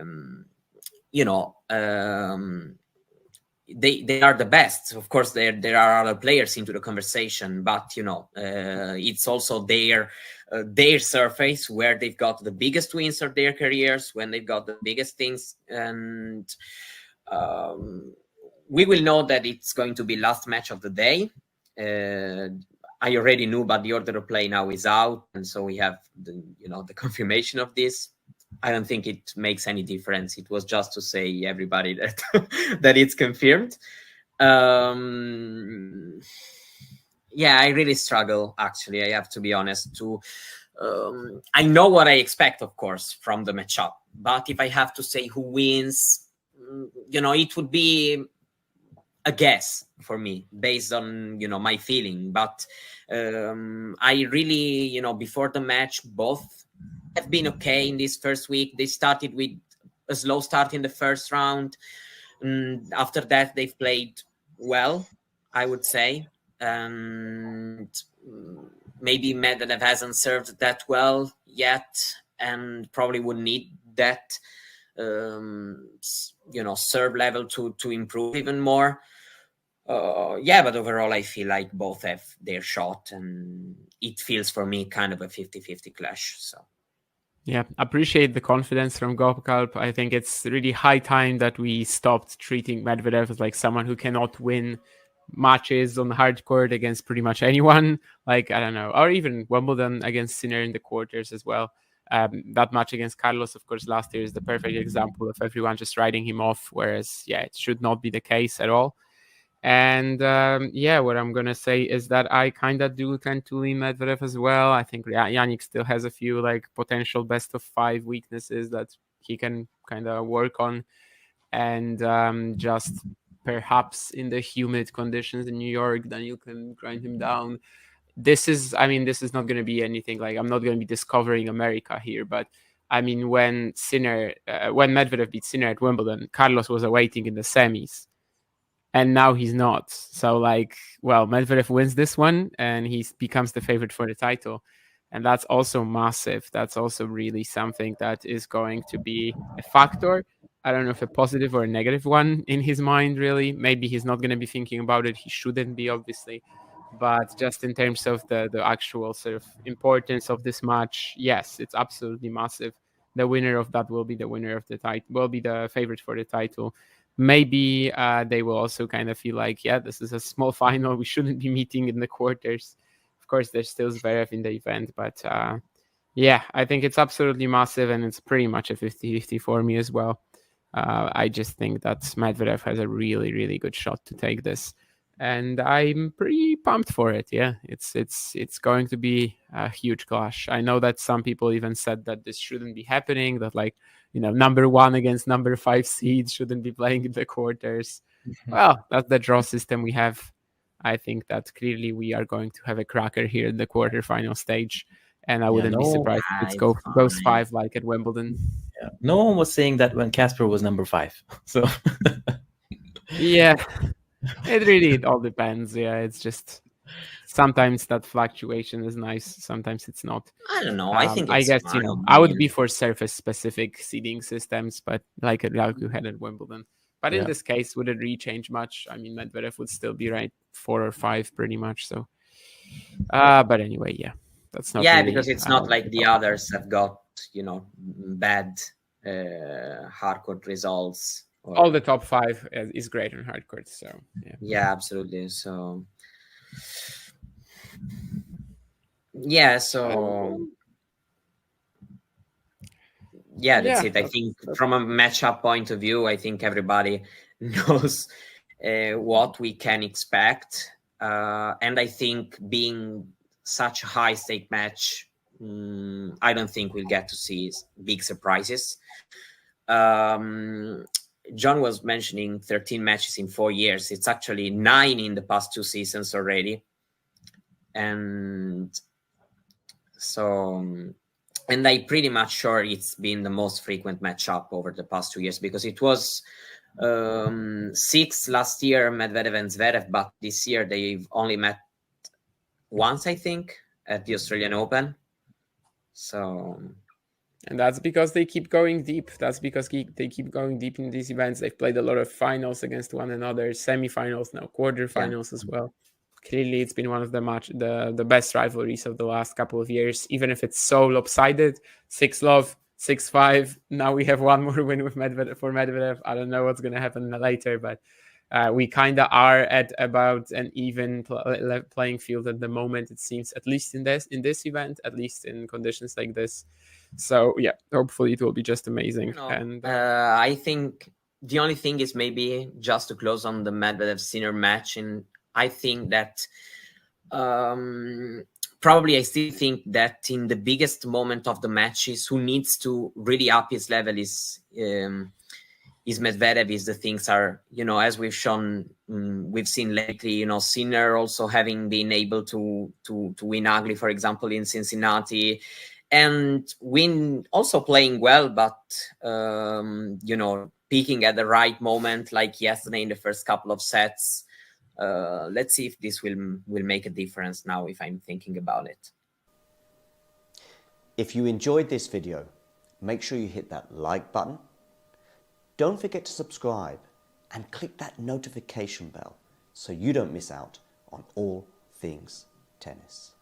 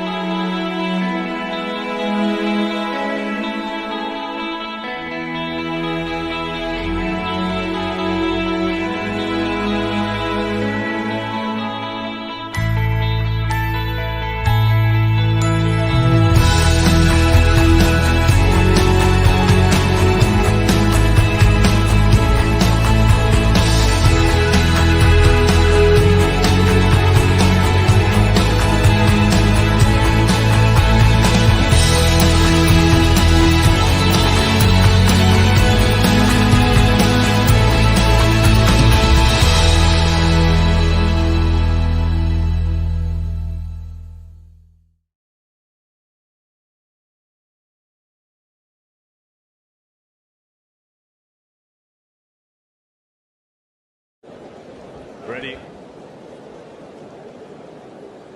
Play. I want one more thing from you, Francisca. Can you look at the camera? And I want you to say, I am Francisco Jorge, and I am a friend of the show. Can you try it? I am Francisca Jorge, and I'm a friend. I'm a wait. Go. It's okay. I'm Francisca Jorge, and I'm a fan of the show. One more time. Can you say, I'm a friend of the show? Friend. Like amigo. Friend. A friend. So, because we joke, we have players come on all the time, they have no idea, but after they've been on, we say, oh, Yelena Ostapenko is a friend of the show. She has no idea. But so if we get you to say, I am Francisca Jorge, or how you say your name, and I am Francisca Jorge, and I'm a friend of the show.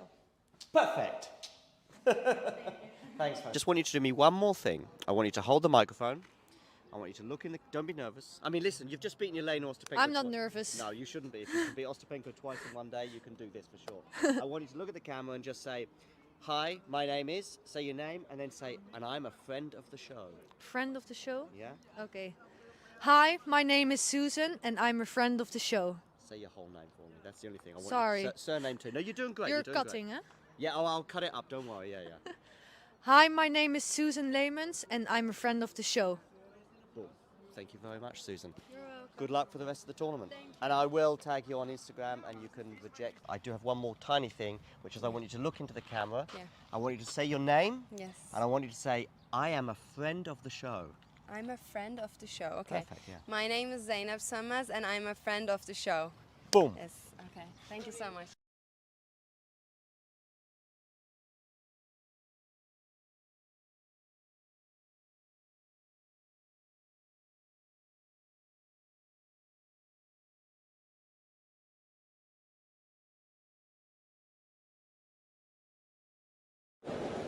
Ready.